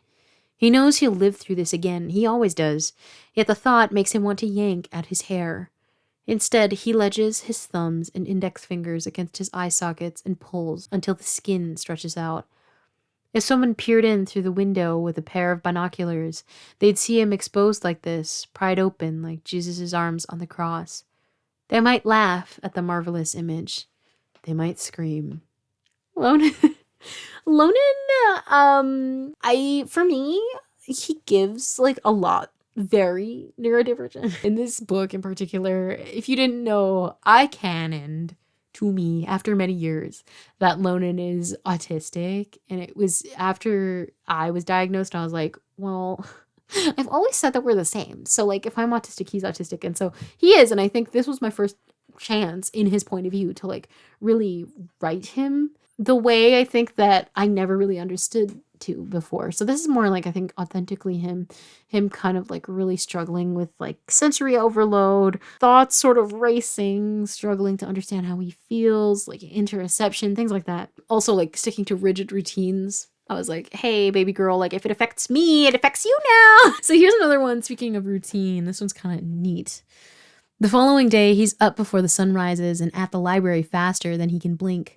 He's brought a canvas tote with him, which holds a short story collection by Alice Munro and a room temperature can of yerba mate.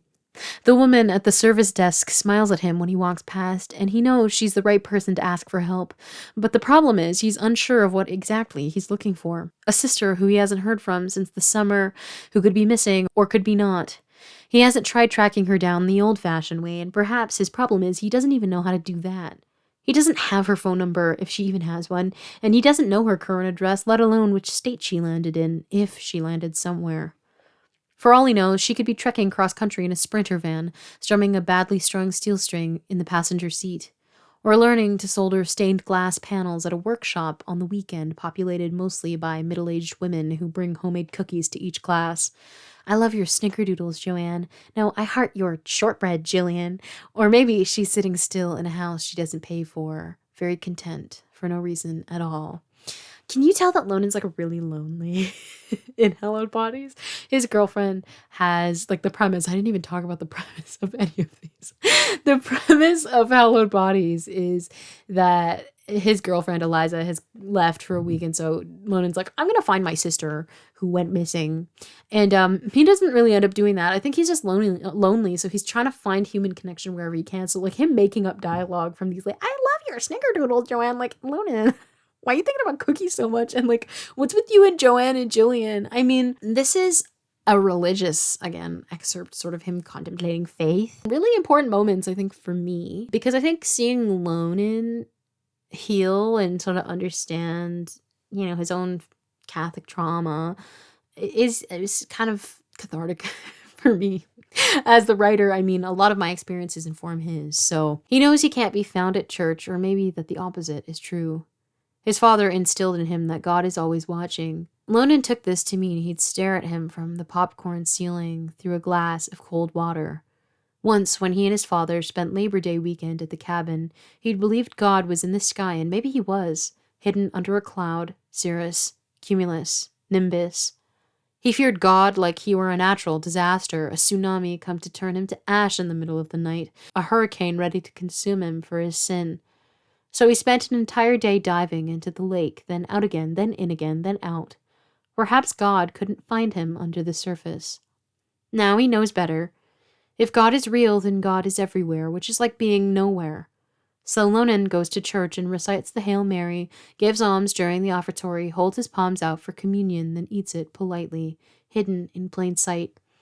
Because if God knows where a man is, does he really? The next excerpt is, I just wanted to read it because Lonan says that a man's eyes are sparkly. And I love seeing Lonan embrace queerness. I think we never, ever would have seen him talk this way, like in any of the other books. I think, you know, Hallowed Bodies, in terms of the timeline, takes place before Feeding Habits. And Feeding Habits is a book I started in 2020.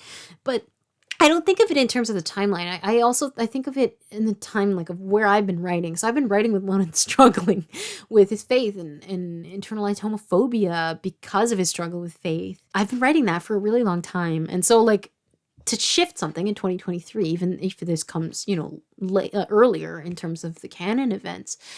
I don't know. It's just a lovely experience. It's something that I'm so happy I got to experience this year in 2023 because, like I said, our stories are quite intertwined in terms of like my personal experiences inform his.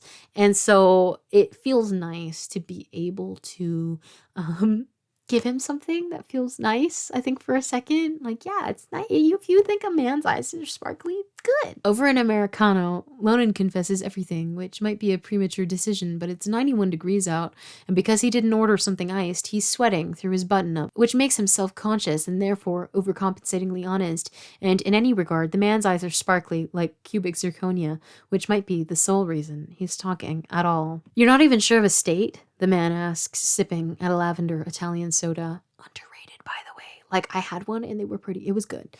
Other than his thumb, which drums against the cafe's lacquered table, he seems unfazed to hear about a stranger's doubly strange sister who's presumably been missing since early August.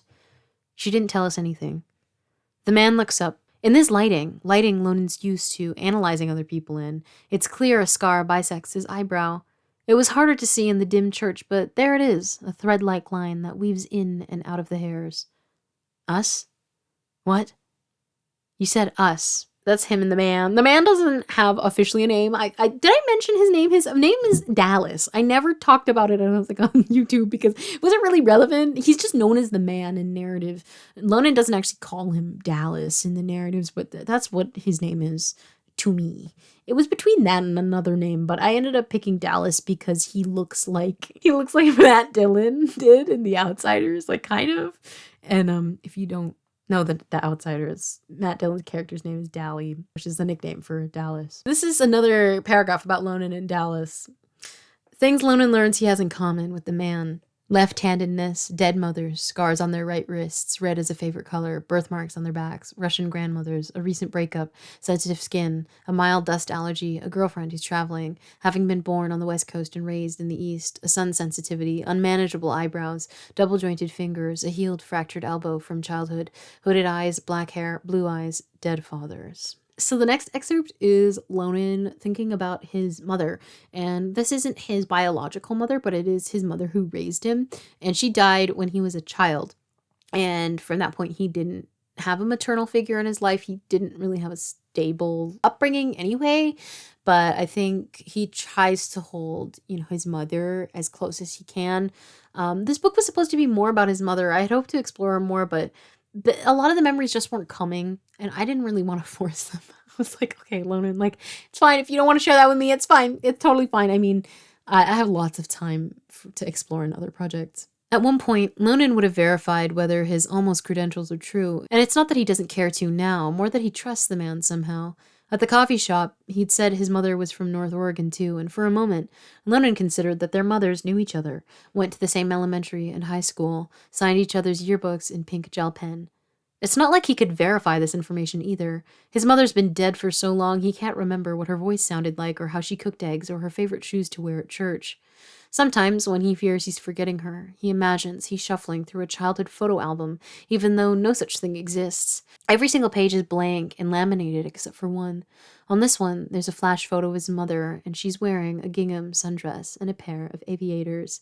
She smiles so wide, her teeth take up half the image. Now, here's an excerpt where Lonan and the man end up going back to Eliza's apartment in order to continue working on, looking for Reeve.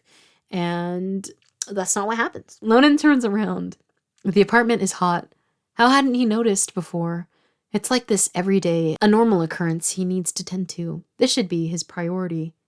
He approaches Eliza's standing fan and turns it onto the highest setting. For a while, he watches the blade spin and spin and spin, the cool air rippling the sleeves of his cotton button-up, and by the time the fan's at full throttle, the man has risen from the dining table and stands right next to him. Lonan looks at him. There's something decrepit about his face, like an abandoned farmhouse or a demolished fireplace. Under eyes bluish, like they've been smudged by a mix of ultramarine and palm ashes, the irises diffusing like a dying coal fire. Something really interesting, I think, about the man and Lonan is that they look similar, and that was like on purpose. Lonan ends up finding a person who's pretty much exactly like him. The man has a different personality. They're not the exact same, but I think it's interesting that that's who he trusts. He hasn't talked to anybody besides Eliza in like a month. I mean, the fact that he kind of goes to himself is really interesting. This is Lonan talking about Jeopardy. And the interesting part about this is all of these answers are taken from Jeopardy, like a Jeopardy episode from 2005. Now, I find like research really overwhelming. I don't really like it, but I actually kind of like it when I'm in it. So how I've been approaching research is just researching details instead of researching like a lot. Like at one time, it can get me like very overwhelmed. So sometimes I'll just go into little rabbit holes where I try to be like very historically accurate with the details. And I've been really enjoying that in, my novellas. That's what this paragraph is. Lonan goes to bed angry. It's a feeling he hasn't had in so long, bloated, top-heavy, foaming up his chest like shaving cream. He tried the things Eliza's self-help book suggested to calm himself. Breathe 1, 2, 3, 4, spotting every orange item in the room. Bedside lamp, incense holder, 3 penguin orange classics. But nothing works. All he can manage is to flick between Jeopardy and midnight infomercials on the tiny bubble TV Eliza keeps on her dresser. What is couscous? An ad for a refrigerator. Who is Lady Macbeth? An ad for household cleaner. What is Fatal Attraction? An ad for gummy bear vitamins. Those ads are also from September 2005. So not only are they from 2005, they're from September, like when they would have been airing. So I think that's kind of fun, like to do those little cute details. This is again Lonan contemplating queerness in the context of his faith, or, previous faith, his struggle with faith. Lonan turns around, aware he's sweating, that his fist is clenched, the fingernails biting into skin. He should ask what the man thinks he's doing, why tonight even happened, what either wanted, and if it's the same unsayable thing. His mouth parts and he feels undone in the inky chasm of the man's eyes, lightless despite their blueness like the bottom of the ocean. Neither of them is interested in anything but ferality. In the somber darkness, Lonan could admit that. He hasn't thought about his sister in months, even when he was sitting right next to her. What's mattered most in all this time is man. It's that simple, matching shoulders, matching hands. A kind of symmetry God wouldn't admit is the reason he created Adam. I have some really incredible lines, I think, in Lonan's perspective. He thinks about things like in a really interesting way. Like, I don't know how to describe it. It's just very existential and grand pronouncements about things. Now, this is toward the end of Hallowed Bodies, and it's the last scene. So I wanted Hallowed Bodies to mimic the end of Body Bag. So the last scene of Body Bag is Harrison going into a church and ends up sitting there and crying. And I wanted Hallowed Bodies to be the opposite. Lonan exiting a church. So again, this is like a real exploration of faith. I know there's tons of people have different types of beliefs on, who are watching these videos. So this is just fiction, and it's, a lot of it is informed by my own personal experience. It's not meant to be like, a diss or overarching thoughts about things. But again, this is just something that Lonan thinks. This is how he's viewing the world. He goes to church late on Saturday morning, despite his own instincts. He doesn't want to see the man, not today, not tonight, not again. He might ask for an explanation of last night, or worse, let it happen again. But when he arrives 5 minutes after service begins, the nave is flossy with sunlight, the trussed ceiling candied by hues of stained glass. As he shuffles into the backmost pew, he studies the images, the first time he's truly paid attention to them since he started his walks here all that time ago. In one, Jesus sits alone in a jade field, a lamb tucked by his ankles. The sky behind him is a watery cyan interrupted by a flock of doves. In another, his head is spoked by shards of lemony light, and he's on the cross, yes, but sparkling anyway. And the cropped portrait of him holding his sacred heart flared like a phoenix's wings. He's beautiful. Lonan could laugh. How had he not noticed that before? A mild, young face. Long hair, fluid like wisteria. Skin luminescent, even in the portraits, untouched by light. God created man in his image, and that image is beautiful. That must count for something. A God just as vicious as he is detailed. A God who adorned a garden with fruit pleasing enough to be evil. A God who made his son in his likeness and then sent him to die. Lonan can see it in everything: the sketch grass overtaking the garden outside, the votive candles at the entrance decked with faces of saints, a faithful act of prayer to someone who's long dead. A give, a take. It's what God does best. Lonan tunes back to what the priest's saying. Something about forgiveness again, eternal life, giving alms, children.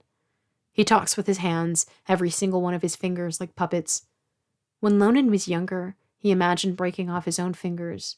He was convinced the experience would be pleasant. That leads into like a really kind of sad flashback that I didn't want to read. But here's sort of like the continuation of that scene. When Lonan blinks back to himself, the priest is still talking about forgiveness, eternal life, giving alms, children. Disoriented, he turns to see if he's missed anything, but nothing at all has changed. All the Jesuses still stare from the windows. All the candles still burn by the exit. He looks to his hands, and there are all 10 of his fingers, opaque, unharmed, just the same. He turns to the woman he's been sitting next to, and she too is unchanged, her face drawn and focused forward, like she doesn't come here every week to hear the exact same thing every day. He waves a hand at her, then at the man to her left, but nothing happens. The priest is still talking about forgiveness, eternal life, giving alms, children, and Lonan's hands are real, right in front of him, still intact, alive, despite what's been preordained for him. For weeks, he's been walking to this church, sitting through these sermons that really all mean the same thing, no matter how differently he tries to make himself listen. And for a long time, he hasn't believed in God, but has simultaneously feared what that disbelief means for him.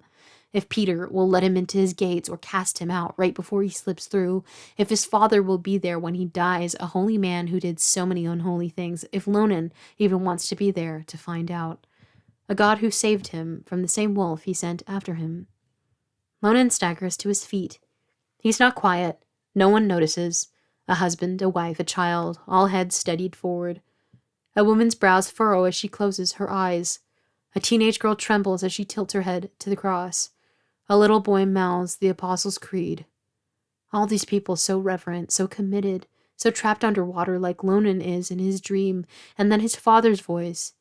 Do you love the things that weaken you? Lonan doesn't know where he'll end up. Next to his father in heaven, bound to himself in hell. But as he weaves out of the pew, the light outside is honeying, and the robins hop foot to foot on the strip of grass across the street, and he's walking out the church's doors and into the balmy evening, as the priest talks about forgiveness, eternal life, giving alms, children, and at least for now, at least by his own hand, he chooses exactly where to go. I love that excerpt. I think it's like the only moment of like empowerment I think Lonan feels in his faith in a long time. Like in Mothwork, he's struggling. Feeding Habits, he's struggling. But in Hallowed Bodies, I think he can exhale a little. He's not feeling as, I think, conflicted the way that he had in Mothwork. And we didn't see a lot of his point of view, like in terms of how he felt about his faith in Mothwork. And so I think it was nice to see in Hallowed Bodies. And like I said, really important for me as well when I was writing it. He chooses exactly where to go. And I love that he feels like he can trust himself. I mean, I've known this character for a long time, so it just feels like very exciting when he makes a development. This is the very end of Hallowed Bodies. It leads right to the final sentence. The walk there is aimless. He doesn't care where he's going. He unbuttons his collar, lets the sun touch his skin like a lover's hand. The air smells like daisies and wood smoke, and he inhales long gusts, allows himself to feel pretty as wind tussles his hair. He doesn't think about how he's missing his routine home. No couple at the cafe. No familiar turns, twists, bends. He's walking on the side of the road, skipping back up to the sidewalk, then down to the road, walking up people's driveways, cutting across lawns. When he arrives at the payphone, he unfolds the number the man left from his back pocket. He leans against the foggy glass. In a week, he and Reeve could sit knee to knee in a park, sharing a salami sandwich and brainstorming words to describe the sunset: coral, crimson, peach pink, persimmon. They could go sightseeing in New York City, a dream Reeves had since she was a little girl, both of them wearing foam Lady Liberty crowns and I Heart New York t-shirts. They could fall asleep on the same couch watching The Price is Right, her hand in his popcorn, his head on her shoulder, the room quiet at last. Lonan takes a deep breath. He lifts the receiver to his ear, then slots in 25 cents. In a week, he and his sister could walk along Fifth Avenue, hunt for apartments along the Hudson River, hug for a long time in Central Park because they're back together, the way they're meant to be, two links on the same chain. He dials the number. In a week, he'll tell his sister about the man, about his dream, about Harrison. In a few seconds, he'll hear her voice. He smiles at the possibilities, talks through midnight, a shared rhubarb pie. He clutches the phone tighter, the sun dipping well below the horizon. The line rings out. It's really sad, I think. After like that sort of momentous, like, I feel like really free. He feels pretty in the wind. Then his sister doesn't pick up the phone if it was even her number. And we don't see what happens after that. Like, is it upsetting? I don't know. Speaking of upsetting, let's talk about Changing States. So Changing States is Jeremiah's novella. We talked about Jeremiah and Body Back. After his breakup with Harrison, he goes back to his family in Baltimore for some support. But before he gets there, an extended family member dies. It's a really, gosh, beautiful story. I hope to finish it before the new year. I mean, there's no rush, but I just want to. I just miss it. I think Jeremiah has a beautiful voice. So this is Changing States. This is the epigraph. Lately, something has taken hold of me. Not hunger, not shame. It is like a flower blooming in the injury. Richie Hoffman. Beautiful. So this is the first bit of Changing States. Again, I'm just going to read it all the way through. So this is like the first two kind of scenes. On the evening, Jeremiah decides he'll drive 30 hours to Maryland. The other half of his mattress is cold, and Madonna's on the radio. In his bedroom, he taps a cigarette on the windowsill, the ash scattering into rainy blue hour, and listens. Time goes by, so slowly, she goes, her voice singed through his boombox's broken speakers. He's meant to replace it, though he's meant to do a lot of things. Check the mail, make a quiche, buy light bulbs, call his sister, take up cross-stitch, recycle an olive jar, move his bed to the opposite side of his room. But time goes by so slowly, and Jeremiah would know. He's 21, yet feels he's been alive for much, much longer. He packs light. 2 t-shirts, 2 pairs of jeans, a floral silk shirt, his herringbone chain, a pair of shooting star earrings, the amber rosary his grandmother gifted him, a lilac headset, a mixtape labeled Castaways and Lovers Meet that his cousin gifted him 3 years ago. These are the essentials. He zips them all up into a leather duffel bag, then waters his monstera. He'll leave a note for Dixie down the hall. Water, Jillian? Be back soon. Smiley face. In reality, he doesn't know if he'll be back soon, or what it means to be back in a place that feels uninhabitable. Once, his apartment was a dazzling haven, beating like a warm body, dancing like a man. Now, as he fluffs his couch cushions and tosses an old Tupperware of lentil curry into the trash, he understands something's shifted. Bu understood exactly what when he'd called her to tell her he'd be leaving for a while, but didn't need to specify. A little change is good, she said, the phone clearly pressed up to her ear. Something fried in the background, the popping oil obscuring her voice. Call me when you're home and unplug your appliances, the latter of which he does now. What he doesn't do is tidy his bed. He's been sleeping on the couch since late September because he knows what'll happen if he doesn't. Fresh ground cinnamon, a taut crest of shoulder, a laugh like jingle bells. Before he goes, he shuts his bedroom door. By the time he gets back, he might forget what happened there. Jeremiah is pining over Harrison. It's only the beginning. The whole book is him doing that. Now, this is him pining over Keanu Reeves. It's October in 2005, which means it's cold in Maryland and still warm in Las Vegas. Jeremiah's been watching the Weather Channel more frequently lately as a form of pure entertainment, which seems like a strange thing to do, probably because it is, but also more likely because the weatherman's got a Colgate smile and hair like Keanu Reeves's in My Own Private Idaho. He's named after a flower or something of the like, prim, basil, sage. Really, Jeremiah should know because he's invested enough to know the man has a subtle lisp and a birthmark above his right eyebrow. But maybe the problem is that he's paying too much attention to the man's subtle lisp and birthmark. Still, he finds himself thinking of the man when he sits on the balcony with a mug of Ovaltine, the Weather Channel muffled through the closed door. When did he decide to become a weatherman, and is the job rewarding? Sometimes the reality that he's dreaming about a weatherman who doesn't know he exists hits him so hard, he goes back inside and turns the TV off right away.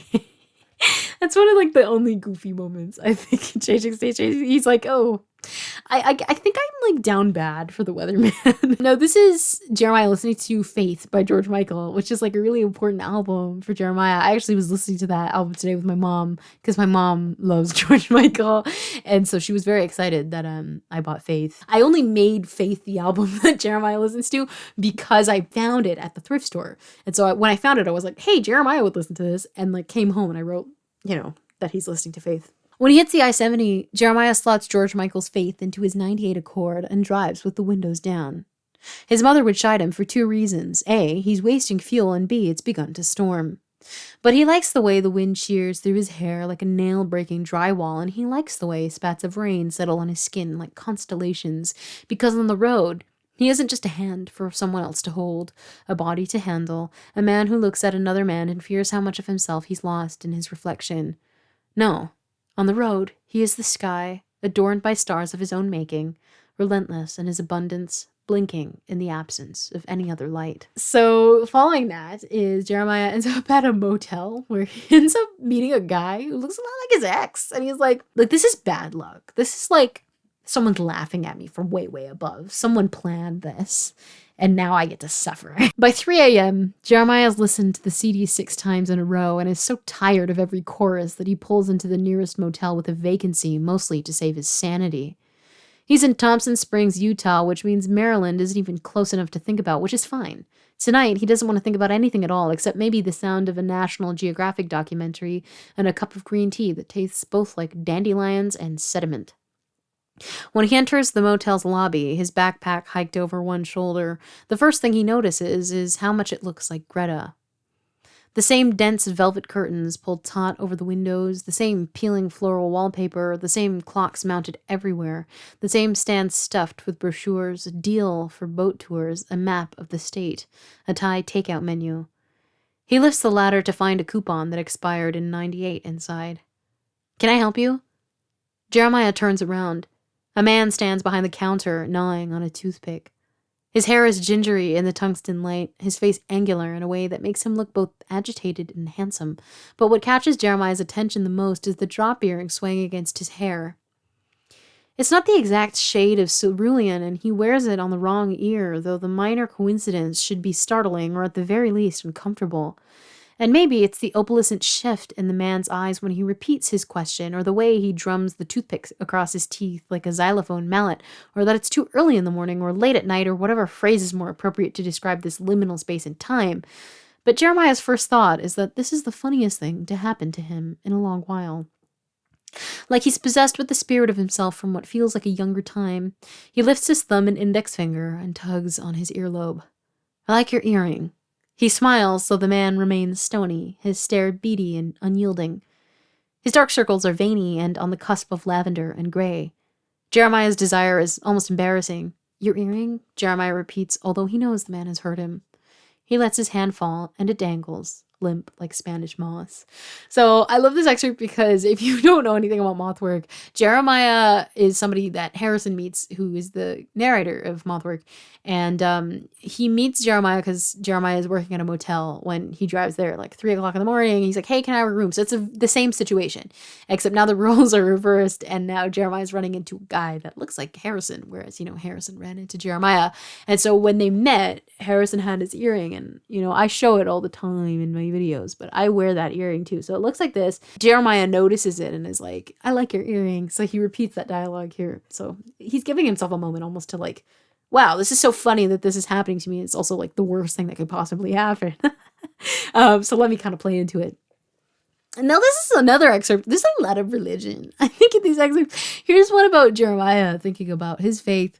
Now, Jeremiah is actually a practicing Christian, so he does believe in God, and it's a very different relationship to God than I've ever had. But this is one where he's feeling kind of upset, I think.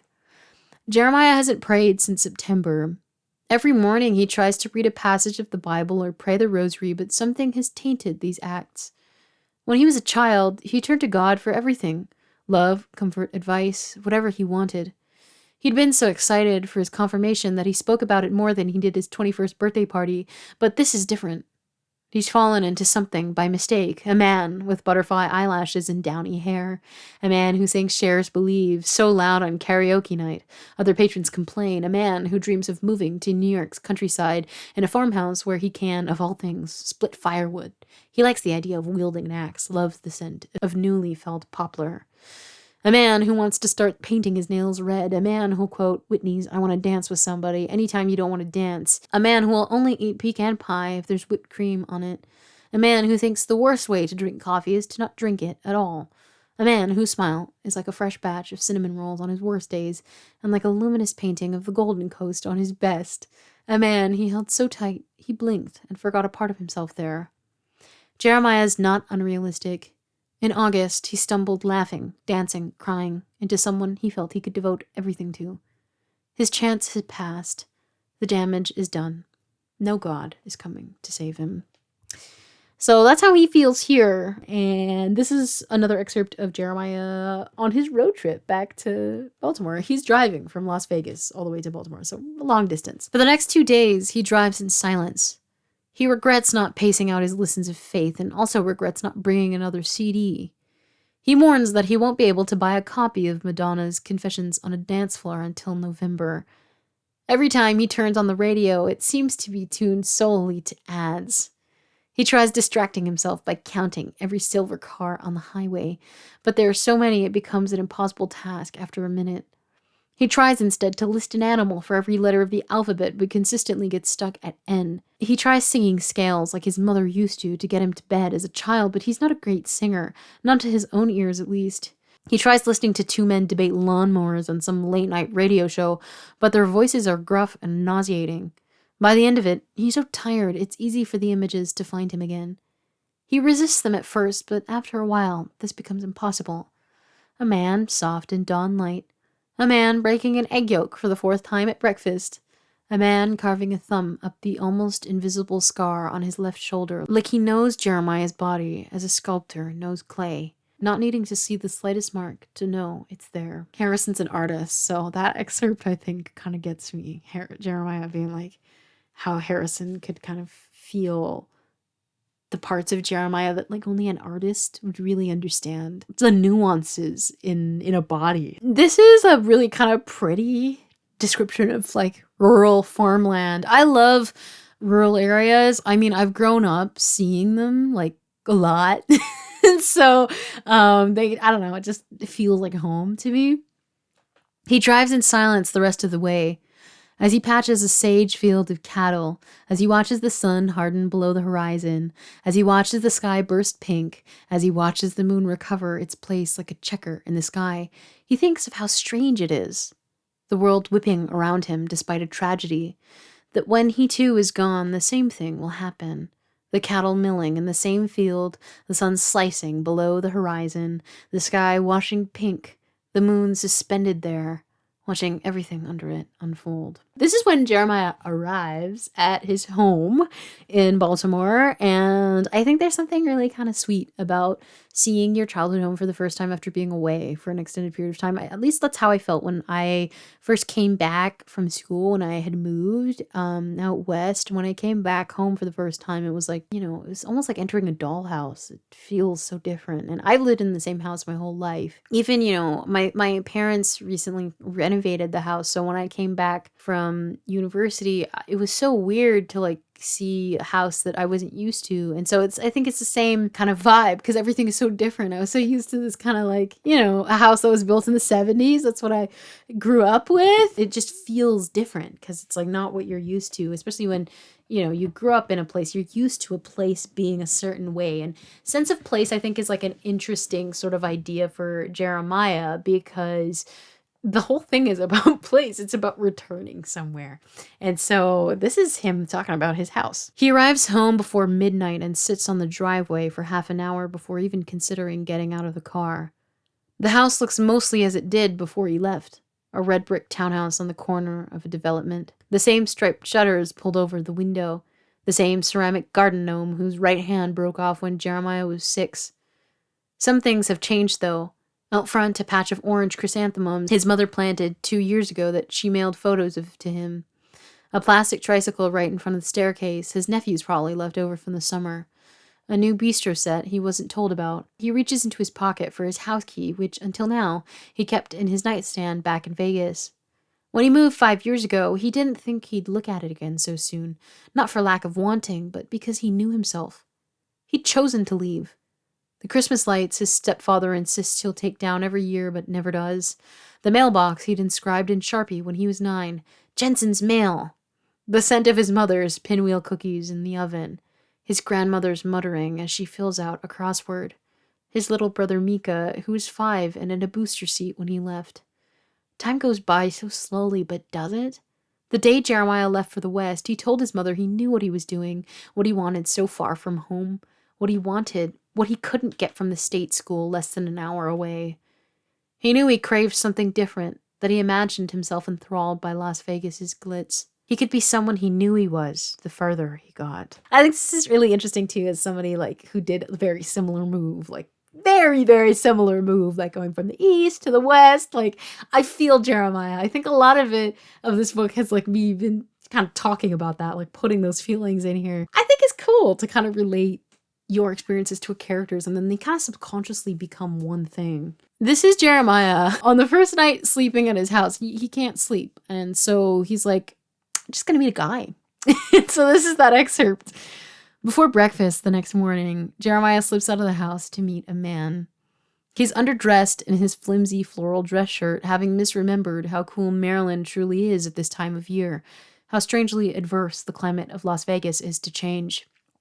He starts his car quickly, and with a cloying feeling, it could be shame, but it feels richer, more urgent, perhaps a surge of adrenaline. His mother will be up in 3 hours to cook an extravagant welcome-home breakfast. Over easy eggs, cubes of cantaloupe, thick slabs of Canadian bacon, all his favorites. He hasn't had time to tell her he's been vegetarian since last year. Perhaps it's not a question of time, but a question of generosity. What he's wanted to offer, what he hasn't. I think it's really interesting. I think also, being an adult, you're kind of like a child when you leave, or 18, which is still a baby when you leave home, and then you come back an adult, and there's so much that your family doesn't know about you, but also they do, because they're your family, but also there's so much they don't know about you.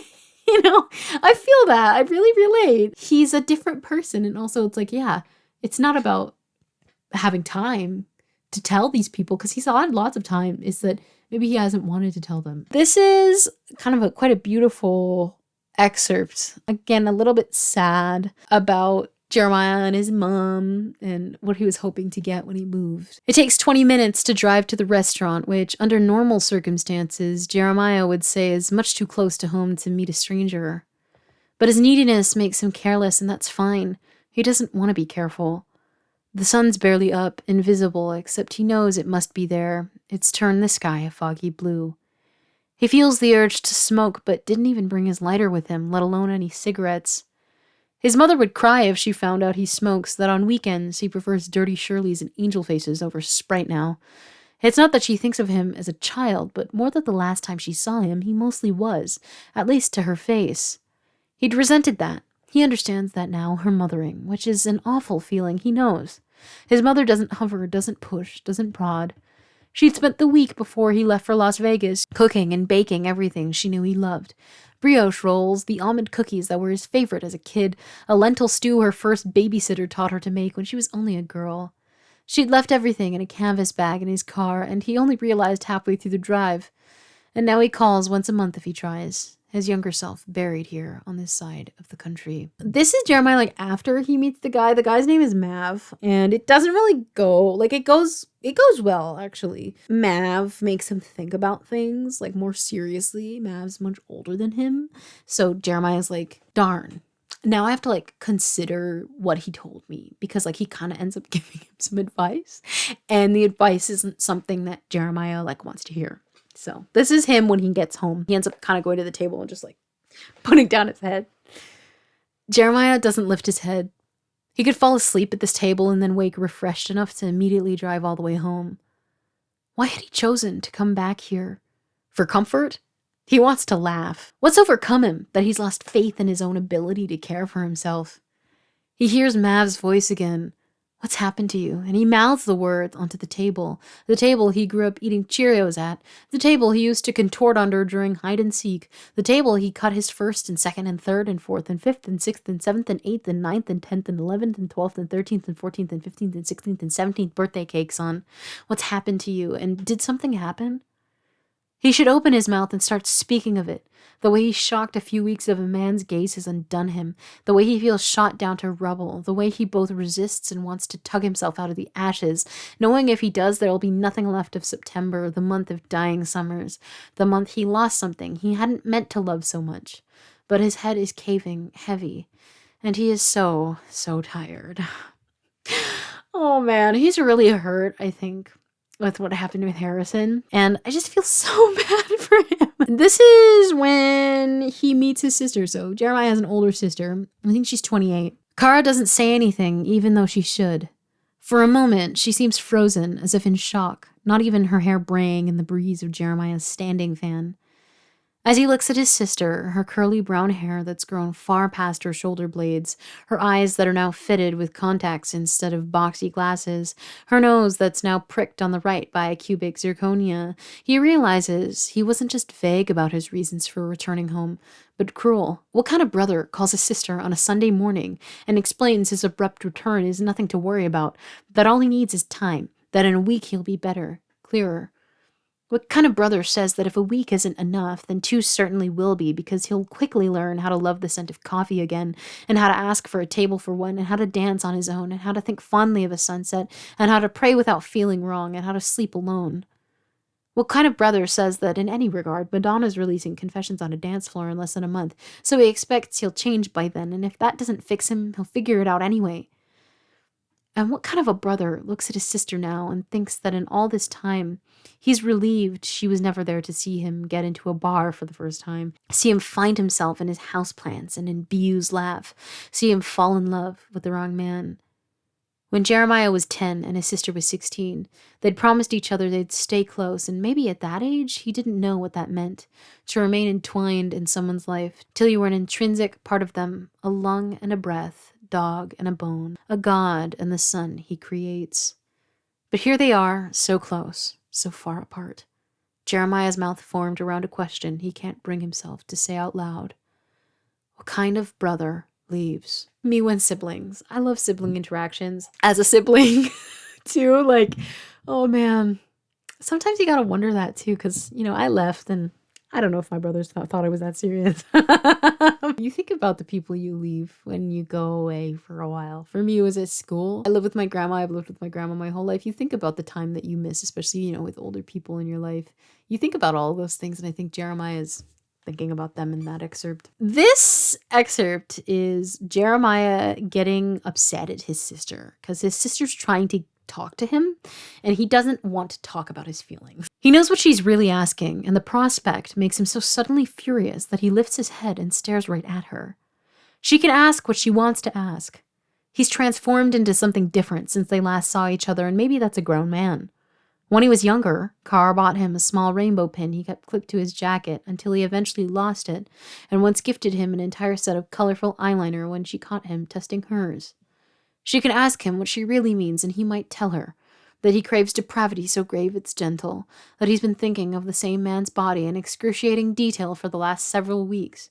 Each curl of hair, every smooth plane of nail, the soft brown line of stubble he'd shaved meticulously in the apartment sink, singing Jessie's Girl, the razor a makeshift microphone. Last night, Kara says, or in Las Vegas, if something happened to you, nothing happened. Jeremiah grips his coffee cup until the surface scalds his palms, willing the liquid to spill over and make this all so much worse. He's aware he's spoken more harshly than he intends. He can't look her in the eye, so he focuses on the strip mall behind her head, a nail salon, a post office, a Dollar Tree. He really could tell her everything, that actually last night is not the problem, but the thought of her pity is unbearable, even though that seems contradictory, because what else did he come here for? He had to have imagined this return home would involve coddling of some kind. His mother making him broccoli cheddar soup and having him eat it on the couch, Carr running to the store to buy him Diet Dr. Peppers, Mika drawing him handmade get-well-soon cards because he doesn't quite understand the nature of a breakup. He had to have known his desire for care was romanticized, that the attention would instead feel hot and scratchy, like a wool scarf knotted too tight around a throat. And if he hadn't, then what's wrong with him? Kara's looking at him like he's an eggshell with the faintest crack, not broken yet, but so close to it, and he hopes she can see he can't do this right now. He's not sure why he even thought he could, and he has to have her believe he's fine. He's good. He's very good, because if she doesn't, he'll know he truly is fractured. Half of him gone, and he can't have that. He can't. He turns to his reflection in the rearview mirror, fixing his face so his eyebrows relax and his mouth quirks up like a parenthesis. He fluffs his hair, flicks the earrings dangling against his jaw. Then he turns the stereo back on. Nobody knows me, restarting. Nothing happened, he repeats, tilting his coffee to his lips as he glances back up at his sister. Madonna goes, I've had so many lives since I was a child. Kara starts to frown.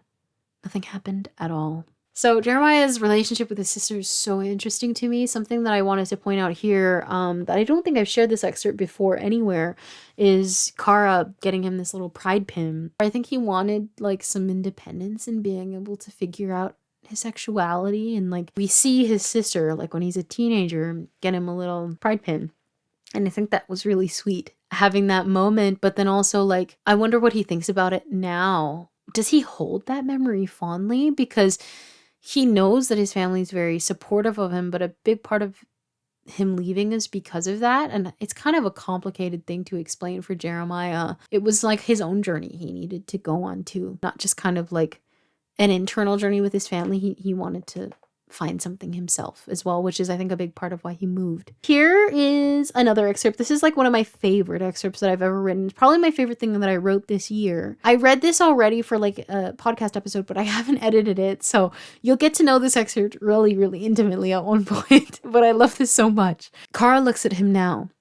He knows what she thinks, that even though he hasn't said much, she must surely know the truth about what happened there. She doesn't have to be a mind reader to know because she's a sister, and that's what sisters do. The last time he really knew her, she was planning on going back to school to study fashion in New York, and then he left before she could, not an act of spite, but of necessity, to see himself fully in a place he knew he could. It was unfair. He knows that now, even if she never complained.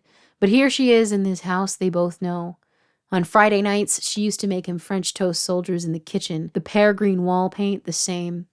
They used to watch Aladdin on VHS until their mother came to pick them up, and oftentimes Jeremiah would fall asleep on the couch, his head resting against her shoulder. Something moves in him, a snug, effervescent feeling. Love, he realizes, love. For this place, how he knew it then with his sister, how he knows it now. So when his grandmother asks him again about Las Vegas, Jeremiah takes a second. He relaxes in his seat, closes his eyes, inhales, exhales.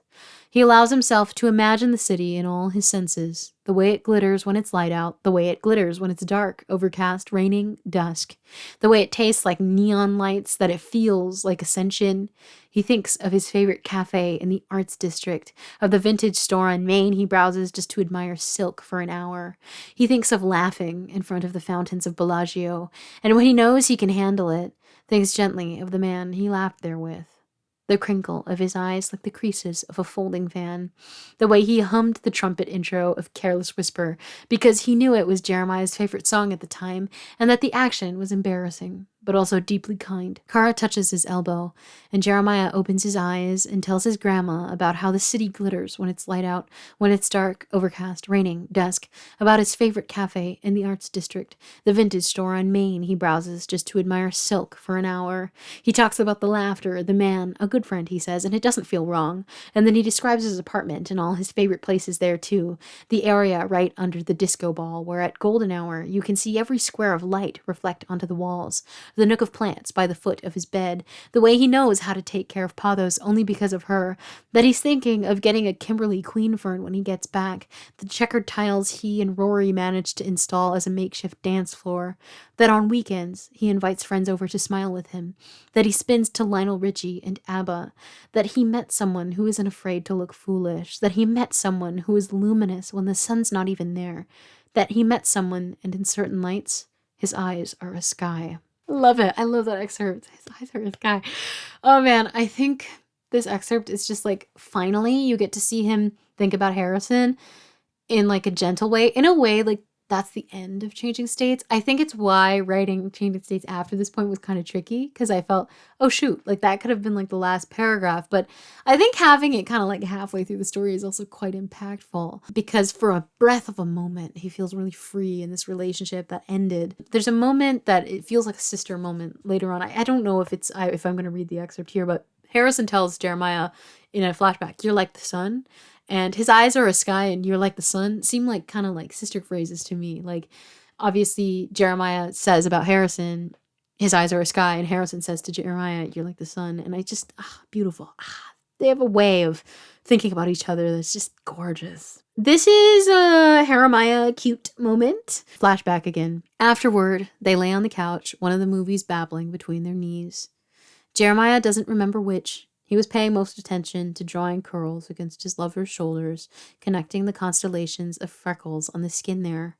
They'd lit the candles a few minutes before, wanting to see each other more clearly after finding each other in the dark. Jeremiah held each candle out and watched as they were lit, the space between their bodies warming. A dribble of wax lapsed down the side of one, and he studied the face of the man next to him. His hair was more golden than it was brown in this ambience, freshly washed. Jeremiah knew because it puffed up spectacularly after a simple shampoo. He'd shaved recently too, probably that morning, his jaw smooth and relaxed as he laughed at something in the film. Jeremiah yearned to get closer to him, even though they were already right next to each other. He wanted to sift into him, become one of his breaths or blinks. It was almost shocking how he'd somehow ended up here, next to someone he saw worlds in, who he wanted to see worlds in him. Oh, it's so cute. Something I didn't mention about Changing States is Harrison is never mentioned by name. So he's quite literally purely mentioned as the man or his lover or something. It gets tricky at points because I don't want Jeremiah to ever acknowledge him. He doesn't have to acknowledge him again if he doesn't want to. He's been hurt by him. He can deal with it however he wants to, but he's not ready and in a place to say Harrison. Maybe there will be a point in Changing States where he does mention his name. But for now, he's just kind of anonymous. If you never read the other books, you would never know. So this is going to be the last excerpt for Changing States, which is so exciting. So this is about, again, Jeremiah and his sister Kara, who ended up being like a really important character. I wasn't really sure if she would be, and she ended up being. He thinks of his first weekend in Las Vegas, a weekend he'd fantasized of for years. How he'd planned to sneak into a house party and drink and dance until he felt like the neon-soaked lights on the strip. But when the time came, his apartment empty and in need of a new coat of paint, a roommate he hadn't even met, unable to move in for another few days, he stayed in, sitting on the floor because he didn't yet have a couch. He snacked on a box of Oreos, his and Kara's favorite, and maybe this is why he called his sister, wanting to share the moment with her even if she didn't have cookies, wanting the loneliness to go away. When she picked up, she didn't tell him, I told you so, tell him, you can't run to a city to find yourself. She instead asked him if he remembered where she'd put her set of cherry drop earrings, if he'd borrowed them when he was home or if he'd stolen them to take with him. Which she said with a laugh, even when she knew without asking how miserable he was. Some kid over his head with less than $200 on him and a mild cold coming on. Even when she could have yelled at him, told him, I told you so, she didn't. Her love so large, it didn't necessarily overlook his flaws so much as it accepted them, left them room to grow. All right, we're on the second last project and we're 2.5 hours into filming. I'm still enjoying this. I mean, my voice, you can hear like I'm losing my voice, but I'm having so much fun. So let's read a project that I haven't really talked about on this channel. So this is Lost Gods. Now, Lost Gods is a project that I'm not really working on. I've decided like to not work on it like seriously. It's not going to be like a project where I'm like, oh, I'm writing Changing States right now. Like, no, I don't want to be like, I'm writing Lost Gods right now. I think it's just a project that's going to happen when it happens. I'm trying not to like stress myself out too much about it. I don't really want a timeline for it. I don't really want to prioritize it. It's just one of those things where I want to think about it. And when I think about it, sometimes I'll come up with random scenes and then I'm going to write those scenes. And I just want to try that. And it's a really low stakes project that I think sometimes I can get really up in my head about like the concept of something and the concept doesn't matter. So Lost Gods is like Body Back Part 2. So it takes place after the events of Body Back, but before the events of Feeding Habits, which is, the second book in the Mothwork duology.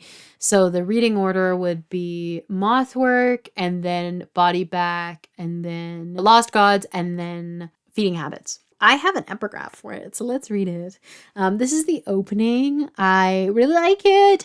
Content warning for suicide ideation. Harrison is quite suicidal the whole project. If that's something that's very sensitive to you, it is like he does think about it quite a bit. So I would skip past this project. Lost Gods. It is because I saw God face to face, and yet my life was spared. Genesis chapter 32, verse 30. Harrison's on the roof of his mother's high-rise, convinced he might come back as an angel or a worm if he falls, and that a life in the sky or mud wouldn't be so bad when he remembers Madonna released Hung Up today, so he can't die yet. He wants a cigarette badly, even though he swore he'd quit last week. Though there's a bodega down the road, and his mother would give him $10 under the guise of buying sour cream and onion chips for their weekly Wheel of Fortune viewing parties, which aren't parties and more like the two of them sitting on the opposite end of the same couch, where they drink water out of wine glasses, hoping the power will go out so they can leave politely, though it never does. But in any regard, it's going to rain, and he knows because the Manhattan air is heavy like a soaked sponge and spokes his hair in every single direction, and Susanna's always said a storm makes an entrance before it dances. And though he has no idea what that's supposed to mean, he hates wet hair more than he hates not smoking, so today he's inclined to believe her. He looks at the skyline ahead of him, its famous shapes that tourists gape at like they're observing a gorilla in an enclosure. It's all gray to him, not just because of the looming storm, but because the grids of buildings and lights have become boring in a way that seems fatal. The city is a dead thing on Earth. He doesn't care what anyone says. It's all post-mortem, the blinking traffic lights, shafts of sunlight interrupted by high-rises, yellow taxis honking, honking, honking, like they're shouting a prayer. He feels sort of like that too, caught in kitschy after death. He hops onto the building's ledge, spreading his arms wide as he mentally repeats Hung Up's chorus, exhaling to the pulsing drum beat. You can do anything in New York and no one will stop you. In a minute, he could close his eyes, inhale the brisk singe of car exhaust, think of his mother, and plummet to the sidewalk below him. He could become the bones he's been promised to return to, a quick biohazard to sweep up. The city never sleeps, and he wouldn't make it pause, not even for a second, which would be a comfort. Harrison thinks that in New York, you can do anything, which means you could kill yourself loudly and still go unnoticed. Some guy hopping over your body because he's got a conference call, a woman wheeling her infant stroller around you while she continues her conversation about Drew Barrymore's new movie. There could be a sort of peace in that anonymity. In the end, he turns around, still craving cigarettes and now a chopped liver sandwich. He'll listen to the song a few more times before deciding if he still wants to die. So like I said, pretty intense feelings. I don't know, Lost Cuts to me feels very close, like in terms of, I think Harrison's voice in general feels very close to feelings that I have felt and feelings that I still feel frequently. This is something that I have been working through. I've struggled with suicidal ideation since I was a child. It's just sort of like a thing for me. And like, it's sometimes weird because like I have like a life that I love. And so it can be weird when you have both of those things at the same time. I think being able to write it is kind of interesting because I don't think I've written it like this before. And I think Harrison is so aware of it. And I think he's like me. He knows he's not gonna die. Like he has a life that he's looking forward to. It's the same thing with me. Because he's aware of that, he kind of talks about it like quite openly. So yeah, it's a really interesting conversational project that I started very randomly in October. Now I said it's going to be a short story of about 5,000 words, but that's what I said for Changing States, and Changing States is currently 27,000 words. So Lost Gods, whatever the length is whatever it's going to end up being. I'm totally fine with that. So this is right after that scene. He takes a hot shower and hums the song's chorus, wondering if in another life he could have been the instrumental of ABBA's Gimme, Gimme, Gimme, a Man After Midnight and collaborated, in his opinion, flawlessly with Madonna. Perhaps that's an audacious thing to say, that he's worthy enough to even be associated with a superstar when he's barely able to type up a resume or make hospital corners on his double bed or make $10 doing laundry for the old lady across the hall or run the dishwasher at the right time or meet a man outside Radio City and follow him home. He tried that and failed, and so he surrenders to the truth. He's not built for anything. He knows that now. He's fragile like the Christmas ornaments already selling in stores, even though it's still October. The metallic red ones inscribed with names. The closest they had to Susanna and Harrison were Susan and Harry. 3 days ago, one had slipped from his hand and burst into fractals like a shooting star on the store's skidded tile, and when the woman at the counter rushed over with a dustpan and saw he was near tears, she told him he didn't have to pay. That was fine. He was fine. Those things were just delicate. Some things were just like that. Some things didn't like to be touched. Something very sober about the voice in Lost Gods. Harrison is really aware of that he's alive, and he's aware of his current situation. Whereas in Body Back, he was kind of running away from everything. Right now, he's just sort of in it. So this is now an excerpt that kind of is what got me to write Lost Gods in the first place. It's a random flashback in Harrison's point of view that I wrote on my phone. It's about Jeremiah. Now I'm not sure where exactly it'll go. This will be the last excerpt from Lost Gods. I'm not sure where exactly it'll go in the book. I have already in the book. Oh no, I said book. It was supposed to be a story. I'm not sure, but I have put it in a place. I'm just not sure if that's correct. Las Vegas seems so far away. In a way, it's almost a different universe, a different life, where on weekdays he spent so much time nestled against a man's ribs that he felt osmosed into him somehow, an apple cinnamon candle flickering in the corner, Wham spinning on a record player. Where now he spends so much of his time walking up and down these East Coast sidewalks lined by bodegas, he'd become accustomed to the neon embrace of club lights, accustomed to the man he woke to on Saturdays, his skin opalescent in dregs of morning sun. The thing about Jeremiah is he's impossible to forget. Since the end of September, Harrison's been shrouded in signs of him. A down feather from his tassel throw pillows caught in the hem of Harrison's t-shirt. A reminder of his hands dotting up and down Harrison's spine, the marks like pointillism, to the waving rhythm of Fade Into You, the sound of a man his age shepherding a younger brother into a gas station bathroom on his and Suze's drive back to New York. The same gentle hum in his voice that was in Jeremiah's every time he spoke to his younger brother Micah on the phone. He'd overheard their conversation once, Jeremiah in the middle of an assignment, as he walked his brother through long division on the phone. Harrison was stooped against Jeremiah's bathroom sink, shaving clean ledges of stubble off his face. The apartment still smelled like orange and vanilla, which Jeremiah had been boiling all afternoon, a trick his mother taught him years before to mask unsavory scents, though nothing smelled off that day. He just wanted to do something nice. As Harrison thwacked shaving cream off his razor and into the sink, he listened to Jeremiah talk on the phone. He'd heard his voice in so many forms, at a bare whisper in the mornings when he offered to put on coffee, at a sarcastic mutter as he complained during Psycho about men with mommy issues, at a giggle when at the bar they teamed up on 80s trivia night and beat everyone bad, the plastic trophy still on Jeremiah's bookcase. But Harrison hadn't heard his voice like this, deliberate almost, every consonant rounded and warm like he were reciting poetry. Harrison watched him from the mirror. Jeremiah was slumped over the desktop he and Rory shared, only half of his face visible because he covered the other with his hand. He looked stressed. The first assignment of the school year due so early, and Harrison realizes now that he hadn't even asked what it was, is still unsure what Jeremiah had even been studying. He held the home phone to his ear with his shoulder, sharpening a pencil over and over until it broke and he inevitably started again. 3 mugs teetered on the desk, all different drinks just for him. Green tea, a decaf latte, hot water, and lemon, all gone cold. Harrison would heat them all up again as soon as he finished, just like he'd done for the last 2 hours and like he'd do for the next. But for now, he was Jeremiah, a man who jotted down class notes at the same time he helped his brother through homework. They hadn't seen each other in years. On an evening when neither Jeremiah or Harrison could sleep and they took turns naming hits of iconic pop divas every time a car honked past their building, Jeremiah confessed he worried his brother would forget him. Then Harrison ran a finger up his wrist and said that wouldn't happen. A brother's love could last centuries, but he didn't know that. He was an only child and not really a figurative brother to anyone at all, at least not anymore. But as he waved his razor in the sink, watching Jeremiah nod, although his brother couldn't see him, listening to Jeremiah say, "Yeah, you got it," his voice suspended in gentleness somehow, he knew he was right.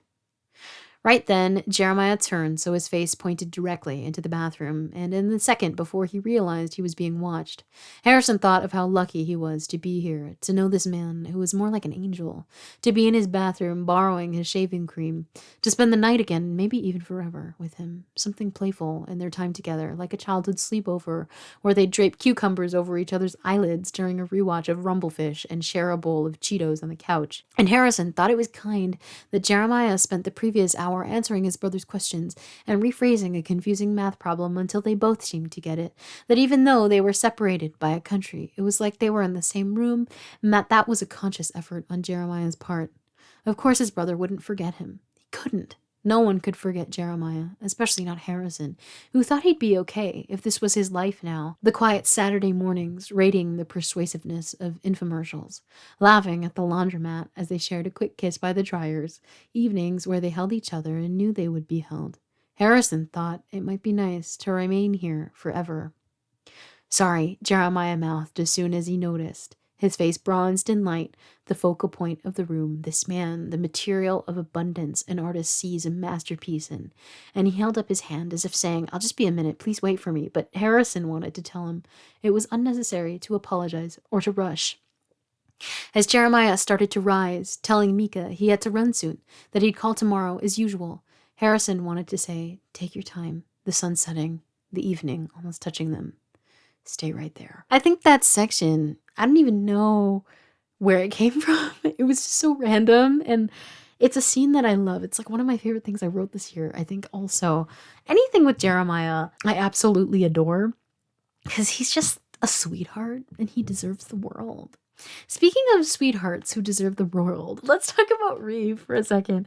I have been talking for nearly 3 hours straight, so my voice is kind of like in the back of my throat now, and I kind of sound like Claire, like in that episode of Modern Family where she's like voice in the closets and she's trying to sound like this. Sorry, that's gonna be how it sounds because my voice is kind of dying now, but I am so excited to read Sunless Ground. So Sunless Ground is the sequel to Seventh Virtue.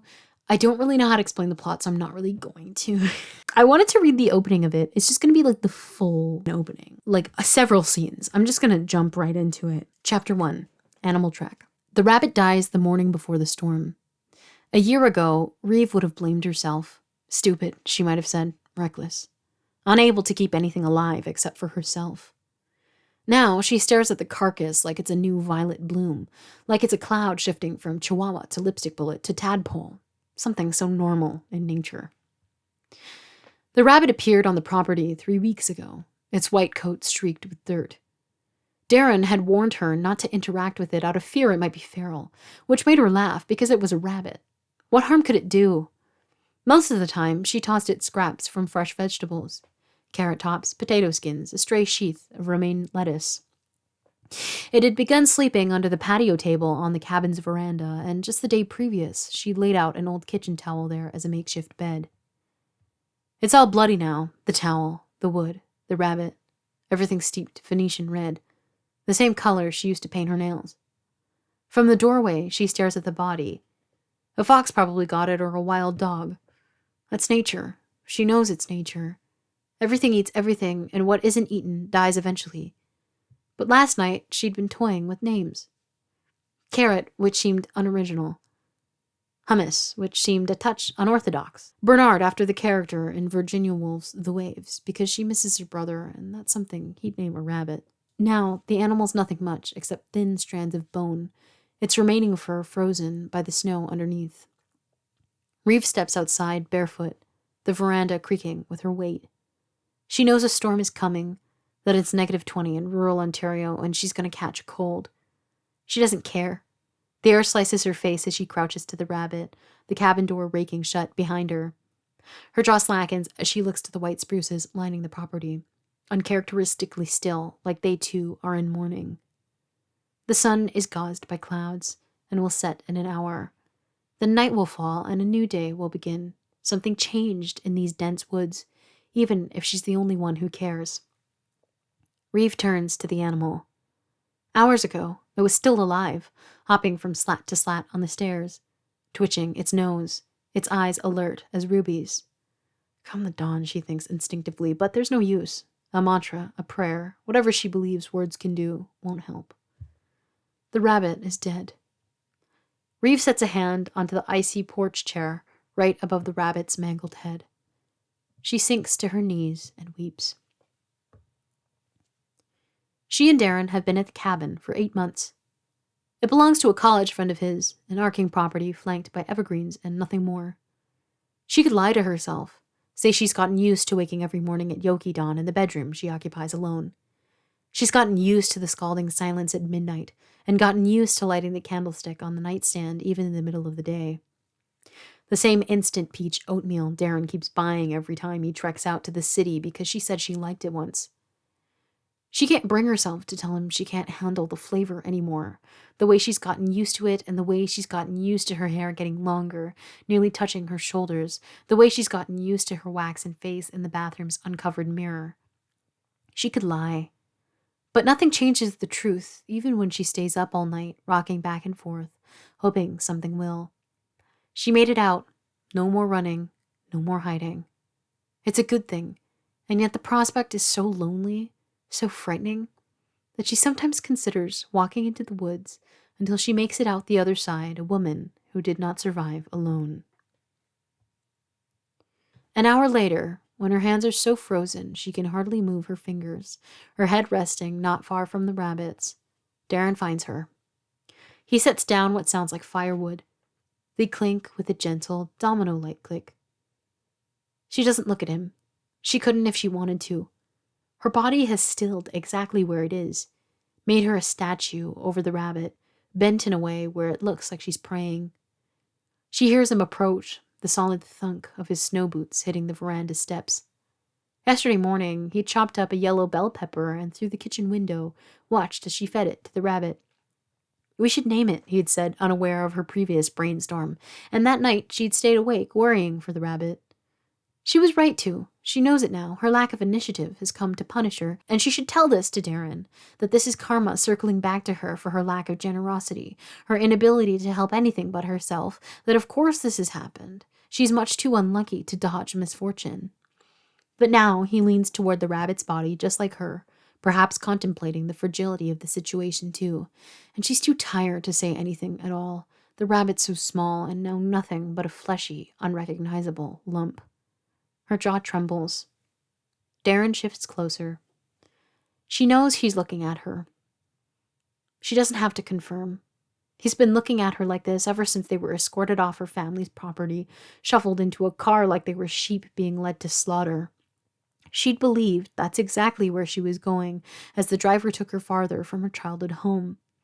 Joel must have orchestrated something, was leading her to a death he could enjoy for a long time. But as the trees cleared and the city began to sparkle, she realized something was amiss.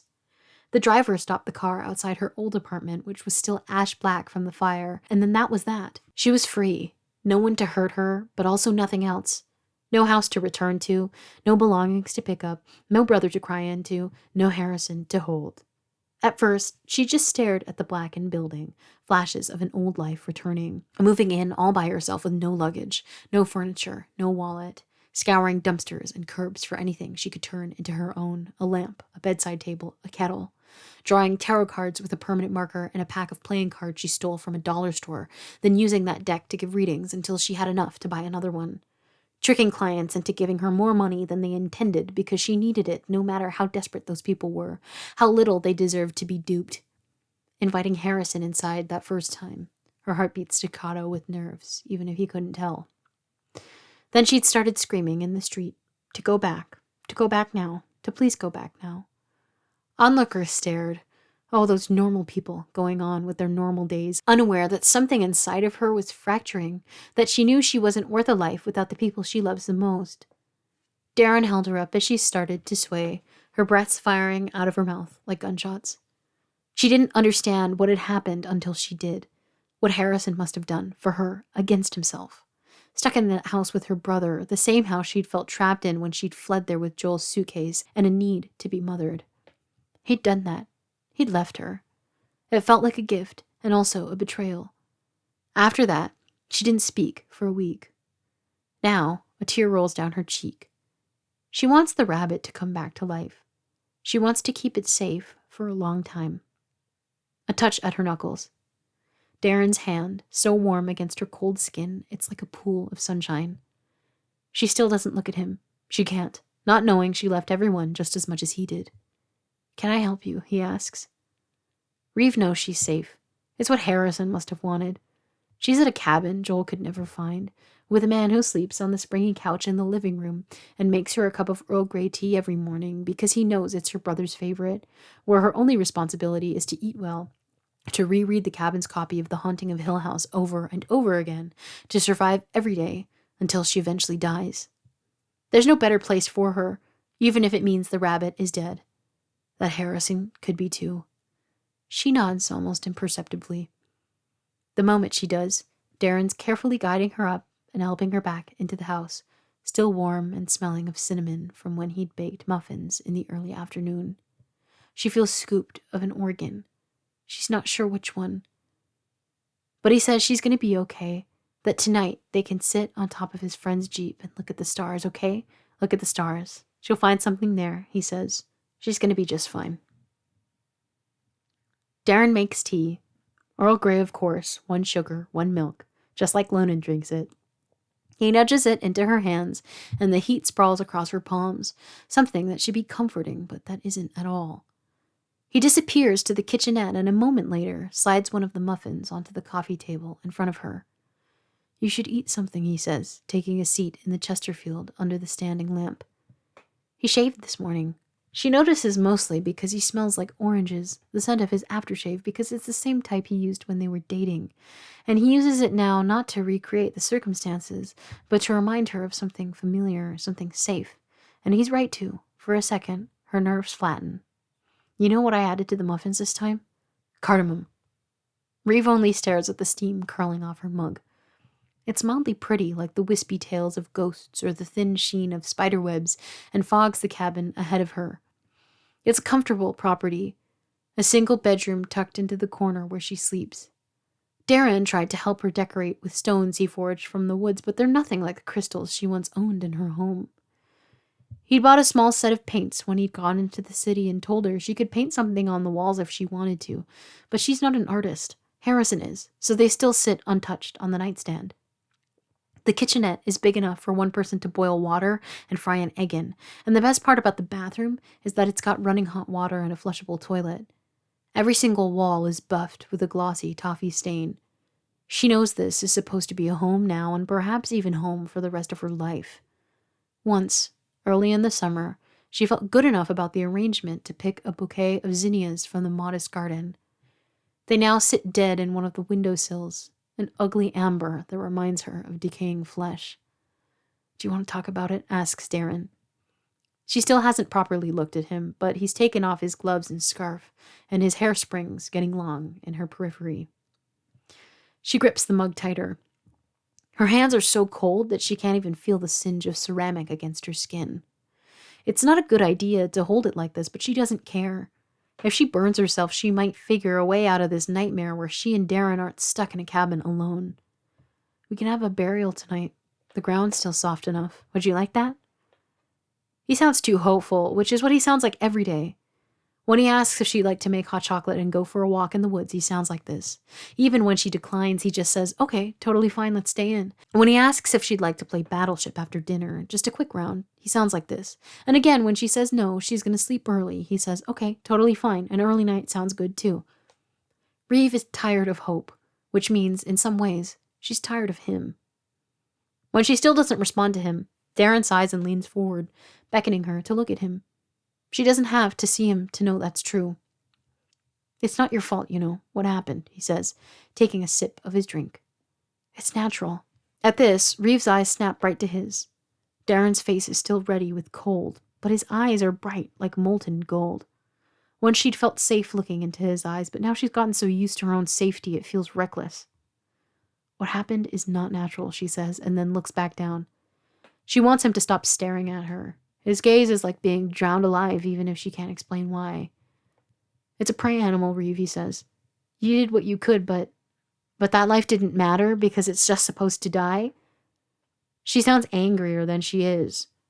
Really, what she wants to do is fill the bathtub with water as hot as she can get it, then submerge herself until she either disappears or can't breathe. That's not what I meant, Darren says, his voice even softer than it was before. Why don't you try the tea? She leans forward and sets the mug on the floor, looking away and through the window by the front door. Outside, a lazy coat of sun thins the light brushing of snow. When she was a kid, Reeve always enjoyed weather like this. The surprise bite of cold that could be thawed as quickly as it arrived. Where did you put the body? She whispers, picking at her cuticles until they go scarlet. In a safe spot. We can give it the send-off it deserves tonight. How about that? Just something small. She almost laughs. It's the way he said it, something small. Of course the funeral will be small. There's no one else around here for miles. The nearest town is over an hour away by car. It's just her and Darren endlessly. Okay? Reeve collects her knees to her chest. She knows what he's trying to do. He's been trying to do this since he told her this property would be the safest place to go for the next little while, since he held her as she cried for nights and nights. Darren's a good guy. She knows that. She knows he sometimes spends the entire night up in case she has a nightmare, but still gets up at dawn to turn on a pot of coffee for when she wakes up, because even though she's not a coffee person, Harrison is, and she drinks a cup every morning to stay close to him. Darren's always tried to make her feel better, but there's something rotting inside of her, a cold, hollow ache. Sometimes, when she feels it, she curls into the fetal position on her bed and cries until her eyes throb and her mouth locks in place. Sometimes she pinches herself on her thigh or any place Darren won't see till the pain mellows her out and she feels stable in penance. And sometimes she does what she does now, a withdrawal into herself, like a turtle excusing itself back into its shell. Darren repeats himself, the two-syllable question, okay? When she doesn't answer, he gets up and heads back outside. So this is the next excerpt. It's Harrison. In Harrison's point of view, it's him going to a dinner that's hosted by the Seventh Roost. And he ends up trying to talk to Chris, who is Lonan and Reeve's youngest sibling. They're like, I think 16. When he enters the dining room, the room is bustling. Tonight, he sits at his usual spot next to Anna and her girlfriend, Kate. They've decided to match tonight, both suited in frilled white pantsuits. The only difference is their eyeliner. Anna wears emerald along her lash line, which sparks against her blue eyes, and Kate wears gold, which shimmers against her bronze skin. The antipasto has been set out, a spread of ribboned mortadella and dominoes of cheese arranged around peppers and sliced tomatoes. In any other circumstance, Harrison would drool, and okay, he's drooling now, but not happy about it. The difference in the voice. Oh man. Anna periodically pops an olive into her mouth, sipping wine as she turns to Kate. They chat about something Harrison couldn't care less about, something about a tree, a radio, a new desk. In front of them sits Chris, who wears all black, a sword earring dangling off their right ear. Harrison smiles at them as he adjusts in his seat, although their eyes remain glassy as they stare ahead. Both seats at the end of the table, one for Joel, one for Izzy, are empty, and another one to the right of Chris is, too. Still, the table buzzes with chatter. Chris, he asks, leaning forward. They look like Reeve and like Lonan in the same ways. Raven black hair, theirs cropped close to their skull, their skin opalescent almost. I've used that word 3 times in this video. The same sharp eyes. They wear a black overcoat that dangles to their ankles. They still don't stir, something foggy in their gaze, and Harrison's seen this once or twice before when they do interact. The last time they'd seen each other, they'd played a game of Jenga on the floor of Reeve's room, laughing over mugs of apple cider hot from the kitchen. Spending time with Chris feels like the only normal thing he does here, and even if it's only been 4 months, they've carved themselves a tender spot in Harrison's heart the same way Reeve did. They might not know each other well, but already Harrison knows Chris has a strong interest in film noir, not unlike Lonan, and that in their spare time they collect the skulls of animals and painstakingly rearrange them. That right now they're looking for a squirrel skull to complete their first full skeleton. Despite their aura of gloom, Chris has the most infectious laugh he's ever heard. Unself-conscious and able to burst through a room even when they're supposed to be asleep. Maybe that's why it feels so wrong now, to see no trace of that Chris. So we're back in Reeve's point of view, except this is when Darren goes missing. The next wording when he goes missing, and it's intense. The morning after the storm, the snow is a coffin. It's the first thing Reeve thinks, first because there's a certain blockiness to its shape, unmarred by the lack of movement, and second because Darren still hasn't returned, which could only mean one thing. She searches for signs of him in the banks of snow, but they're all pristine, no footprints in sight. She doesn't panic. She won't. In fact, the realization that Darren is gone feels so unreal that for a while she stands in front of the sink that overlooks the veranda and stares mildly in the distance. Nothing moves around here, not even a swaying branch on a tree, and she thinks to yesterday when she'd sunk into the rabbit on the ground, frozen above it like a DVD stuck on one frame. She rolls the rest of the afternoon out in front of her. Darren finding her, Darren making her tea, Darren stopping her in the woods, Darren burying the rabbit with her, Darren's note, the gift he'd left her. The last part of him she has, a moment of generosity. She gasps. The sound feels so large amidst the silence, when in reality it's just a brief parting of air. A feeling settles in her stomach, not dread, though it might be. The problem is she feels void of any and all feelings, something burned out of her, perhaps still burning. She leans against the counter on her wrist until it aches. She'll stand like this until she collapses. The first night in the cabin, the heat hadn't been turned on. As soon as they got through the doors, they happened upon a note left by Darren's friend which read, "Heat's out, be back tomorrow to fix it," which had been set on top of 2 down comforters and a hunting jacket. Darren bundled Reeve in the jacket, for her mostly, because she'd been crying all day and her hands no longer worked, something dead inside her, not even enough energy to be described as a ghost. He sat her on one of the couches, asking if she wanted some tea or something to eat. There was canned chili he could heat up, but she was most focused on her hands, trying to figure out how just days before they'd been holding a knife. She could still feel the warm spurt of blood, the way it was opaquer than she thought it'd be, thick like pancake syrup and red almost in a neon way, like an exit sign. It was easier to think it came from an animal, that the metallic memory was really from a childhood she spent on a farm, the warm blood spurting up her hands like hand soap from the belly of a deer she gutted and not her best friend. She's not sure how her hands got clear after that night. In one moment, she was watching, horrified, as the glint in Harrison's eyes flickered, and in the next, she was waking in her bedroom, her hands clean, a horror buried in the pit of her stomach. Yesterday, she told Darren she could still feel the blood, smell it too, that she wasn't sure if it had all been washed away, and would he double-check?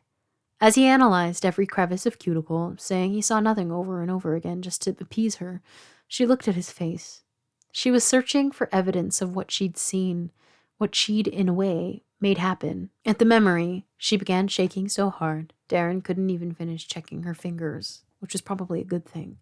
So there's some context missing, but the context with the blood is at the end of Seventh Virtue, Reeve is forced to stab Harrison to death. He doesn't die, he's fine. But that's the last time she saw him, which is pretty rough. This bit with Darren at the end, the memory is something bad that happens to Darren, off the page that we find out, I think in this chapter later. All right, so this is Harrison and Chris, and then we also get a bit of an excerpt with Foster, which is Harrison's best friend. And I tried to add a little bit of New York stuff. I'm not sure how accurate it is. I was really trying my best, but again, I'm kind of bad at research. So if you're from New York and you're like, Rachel, this is making fucking sense, let me know.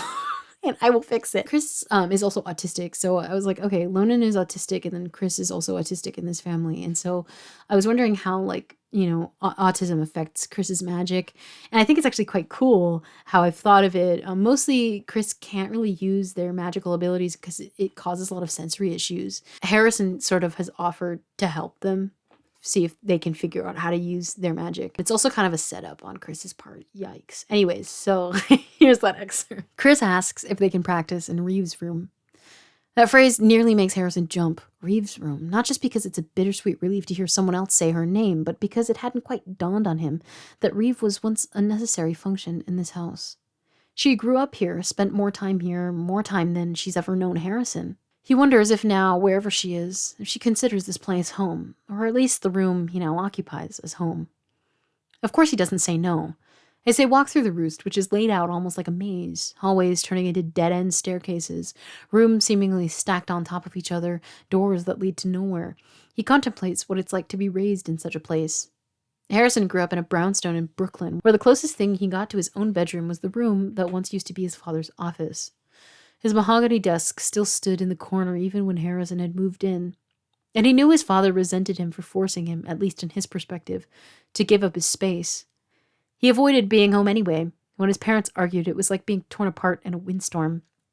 Most of the time, he'd bum around the track near the high school or take the subway to the Brooklyn Bridge, where he'd pretend to be a tourist, faking amazement as he stared out at the view of lower Manhattan that had become painfully boring to him. School was only a reprieve because Foster was there, and anywhere Foster was, Harrison knew he'd be fine, even if it was just for a couple hours a day. Sometimes they'd subway down to the Brooklyn Bridge and pretend to be tourists together, a task Foster enjoyed seriously in comparison to Harrison, who was so jaded by New York City, he'd started telling people he was from California. Foster sometimes brought along a disposable camera, and it was only him who could get Harrison to laugh at just the right time to snap the perfect photo, Harrison haloed by his city behind him. Even though he complained about the traffic and the noise and how at home he felt the only thing he had was a city he'd begun to hate, Harrison secretly loved the outings. If either of them had spare cash, they'd split a veggie dog at the single stand that sold them in East Village, which Harrison would fake complaints about, although he indeed enjoyed them every time and would make the sacrifice if it meant doing something nice for his best friend. Once, Foster had stolen $20 out of the pocket of a football player who after school had spat at Harrison's feet and shoved him to the concrete. It was the only bad thing Foster had done in his entire life, and when Harrison told him that, visibly shaking despite his laughter, Foster went deathly serious and said for the rest of his life he'd do it again if anyone ever hurt Harrison like that. They spent the money on orange Fanta and potato chips and watched reruns of Glee in the basement of Foster's host family's house. I think it was so cute. The details, again, trying so hard, but I find it trickier with Seventh Virtue because, like, I don't know the exact time when Seventh Virtue takes place. Like, it could take place in 2045. It could take place in 2019. It could take place in... actually, there's some kind of modern references, so at least 2010. But yeah, this is Harrison complaining about his relationship going really well. He and Lonan had been arguing over the phone. Lonan had left in a rush, the two of them agitated that entire week.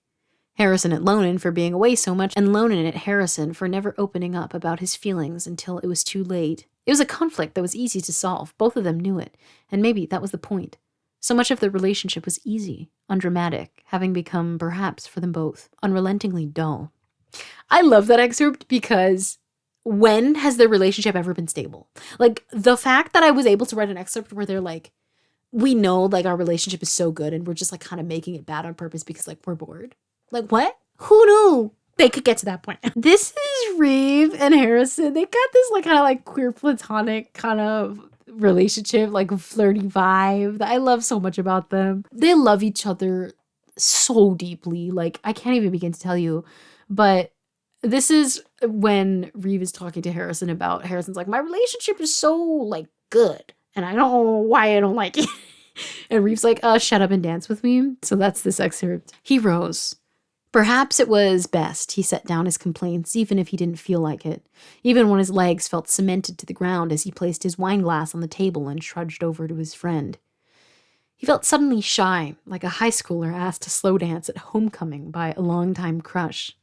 Reeve was undoubtedly beautiful, the most beautiful person he'd ever seen, actually. He could admit that. He could surrender to her divinity. She wore a red mini dress that was misted by a sheer layer of black lace, a heavy black leather jacket sagging at her shoulders, a stack of silver necklaces and rings clattering with each clip of her Doc Martens. What? She asked, nudging a knuckle around the perimeter of her lipstick, feigning annoyance even though he saw she was blushing. You want to kiss me or something? I just like having you in my life, he said, and though he'd said similar sentiments before, had never meant it in the same way he did then. Reeve wasn't just a North Star to him. Comparing her to such would suggest she was comparable to anything at all, when in reality she was brighter than dozens of constellations combined. She instead was an entire universe, one he could live in for the rest of his life if it meant she'd always surround him. He approached her and put his hands on her shoulders, watching as she narrowed her eyes, suspicious. You're a dork, she said, though she set her hands on his waist, something quiet in her voice that made him think that what he'd said had touched her, perhaps because she felt the same way about him. Although the song playing was fast, more akin to the frantic dance at clubs, they swayed gently, drawing close in each movement, until she suddenly leapt slightly forward, right into a hug, her arms tightening around him. The music became nothing but a shallow thrum in the distance. The only rhythm that mattered was their combined heartbeats. She rested her chin onto his shoulder, and at the same time he leaned toward her ear, whispering, You're the one who wanted to dance with me. I love them. They're so cute. They're best friends. I love them. This is a flashback in Reeve's point of view with Darren. So we get to know Darren a lot. Like, I feel like we didn't get to talk about Darren a lot in Seventh Virtue because he wasn't like, he was a really, really, really, really big character, but now like he's even bigger. And because Reeve has a lot more chapters, he's kind of like constantly being brought up. So this is kind of like a cute baby it's cold outside moment. For Reeve and Darren, you know, the festive season is upon us. It had stormed once before like this. The road so bad, Reeve told Darren to stay over at her place. He'd been by earlier that day to help her retile the bathroom, which she'd decorated with scraps of decorative ceramic plates, stained glass, anything that was pretty and flat enough to stick to the wall. It was unseasonably warm for snow. Just the day before, they'd both walked around a farmer's market in sweaters, stopping at a fruit stand to sample apples, pickled peppers, the whole thing arranged in a hippie-ish New York way, all the tables set out in rectangles like a school production. It smelled of wheat and honey. They'd linked arms and shared an apple cider, Darren piling a basket high with apple butters and Concord jellies. For his mother, he said, though she knew tonight he'd dig into at least one of them. She'd bought a box of cigars from a woman with a septum piercing, or it was more accurate to say Darren bought them because he'd offered to pay at the last minute. She wasn't sure why she'd picked them up. She didn't even smoke cigars, but she'd thought of Harrison, that he might like them or be foolish when trying them in a way that always made her laugh, doing a bad French accent or pretending to drive around in a sports car. As Darren finished up his half of the bathroom wall, she opened up the box, only to close it right away. It was a silly thing to purchase, expensive too, and it'd have no use around here. Darren didn't smoke. So you're going to send them to your friend? Reeve spun around to find Darren wiping his hands off with a shop towel, his face silken with a thin sheen of sweat. He was smiling, his glasses a little crooked, and she yearned for him then, almost a little pathetically, though she couldn't blame herself. He was handsome in an approachable way, someone safe to adore. She hadn't told him much about her relationship with Harrison, clearly not enough if she thought they were on good enough terms for her to deliver things to him. She cupped her hands in front of herself, a little embarrassed that she'd have to explain she'd ruined a friendship somehow. I don't think he'd be happy to receive anything from me, she said, clearing her throat. She regretted it instantly because it implied Darren had indeed wasted his money, though he didn't seem to consider this as he sat on the armrest of her love seat, spreading the shop towel gently over his knee. He asked her what she meant by that, nothing accusatory in his tone, but just curious. She blushed, really unprepared to answer this question because how could she?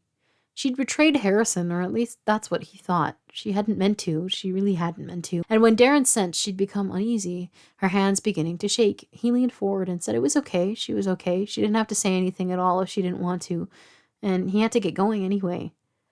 And it's this that troubled her the most. She didn't want him to leave. He belonged in this apartment as much as she did, his spare toothbrush on the bathroom sink, a hoodie he'd forgotten a few weeks back still hanging by the front door.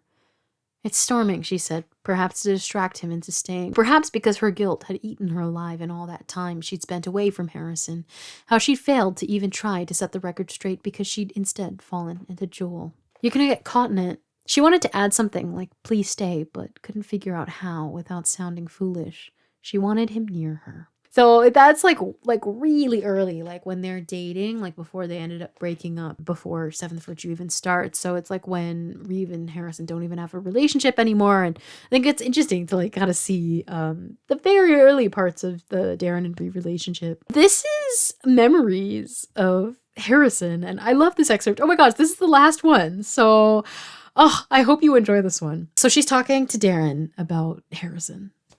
She told him all the best parts. Perhaps that was wrong of her, but all she wanted was to revel in the sound of Harrison's surprisingly good voice as he sang Bonnie Tyler's Holding Out for a Hero at karaoke night in the stylings of Shrek 2's fairy godmother, an apple martini dyed glittery red in his hand, just like her dress. 15 minutes later, he'd pass out in the bathroom, vomiting up coconut shrimp, having eaten too many and being past the comfortable level of drunk, and she sat with him, hissing at a man who said they needed to hurry up as she held Harrison's hair away from his face. They laughed about it for weeks after. Though not right after. He'd slept at her and Lonan's apartment that night and woke up groaning a hangover. Lonan home from work then and ready with a tall glass of water to lecture him. "You're no fun, man," Harrison said and reached up to kiss him, which Lonan certainly found gross considering all the vomiting, but that he allowed, his cheeks pinkish anyway. With each memory, she got closer and closer to Darren, sitting cross-legged on the carpet. She talked about how Harrison was surprisingly good at painting nails for a man who could barely draw a straight line, though that didn't mean he couldn't draw at all. He'd shown her some portraits he'd put together of Lonan, charcoal and manila paper, each angle of her brother's face so real it felt like looking right at him. She talked about how he could be pretentious about coffee, which was ironic considering his favorite way to drink it was from those instant packets you got in hotel rooms. "You're encroaching on my childhood," he'd said to her when she teased him after he found out she drank her coffee with 2 tablespoons of sugar each time and thought he could pick a fight and win. "This is a drink of the gods." She told Darren no one could make her laugh the way Harrison did, and that any man or woman in her life would have to understand that, to which he surrendered and said he believed her. He was sure he would find out sometime, and Reeve said they'd like each other. Harrison a golden retriever, and Darren a guy who really likes golden retrievers. She said she missed his laughter the most, how it sounded to her like a wind chime that her mother hung right outside her window when she was a kid. One of the only good things she remembers about being that young, the sound a dreamlike twinkle. She had a brother, yes, and no one could replace Lonan, but she had Harrison too, and it felt like she'd been given the opportunity to choose not only one brother the way she did when she'd met Lonan the first time, but 2, and what a rarity that was. A blessing. So I'm going to log off now. It's 2:30 in the morning. I had so much fun reading all of this writing, and there's going to be probably a little bit more writing before the end of the year because, I'm going to continue to write Changing States, maybe a little Sunless Ground as well. But I think that pretty much sums up everything. I hope you enjoyed. I know it was a lot of excerpts, but if you listen to the whole thing, I want to know in the comments. I'm really curious. Thank you so much if you made it to the end. But also, I would love to know what your favorite excerpt was. If you see this, comment your favorite excerpt and a star emoji, so I know that you saw the end of this video. But thank you so much for watching, guys. Let me know what you guys wrote. Feel free to share a couple lines of something that you wrote if you want to in the comments. I'm gonna go eat a Ricola and then go to bed. So love you so much. I hope you guys have a wonderful end of year. I hope to post at least one more video, but I might not be able to before the end of the year. So happy holidays, happy new year. I love you, and I'll see you guys soon. Okay, bye. Mwah.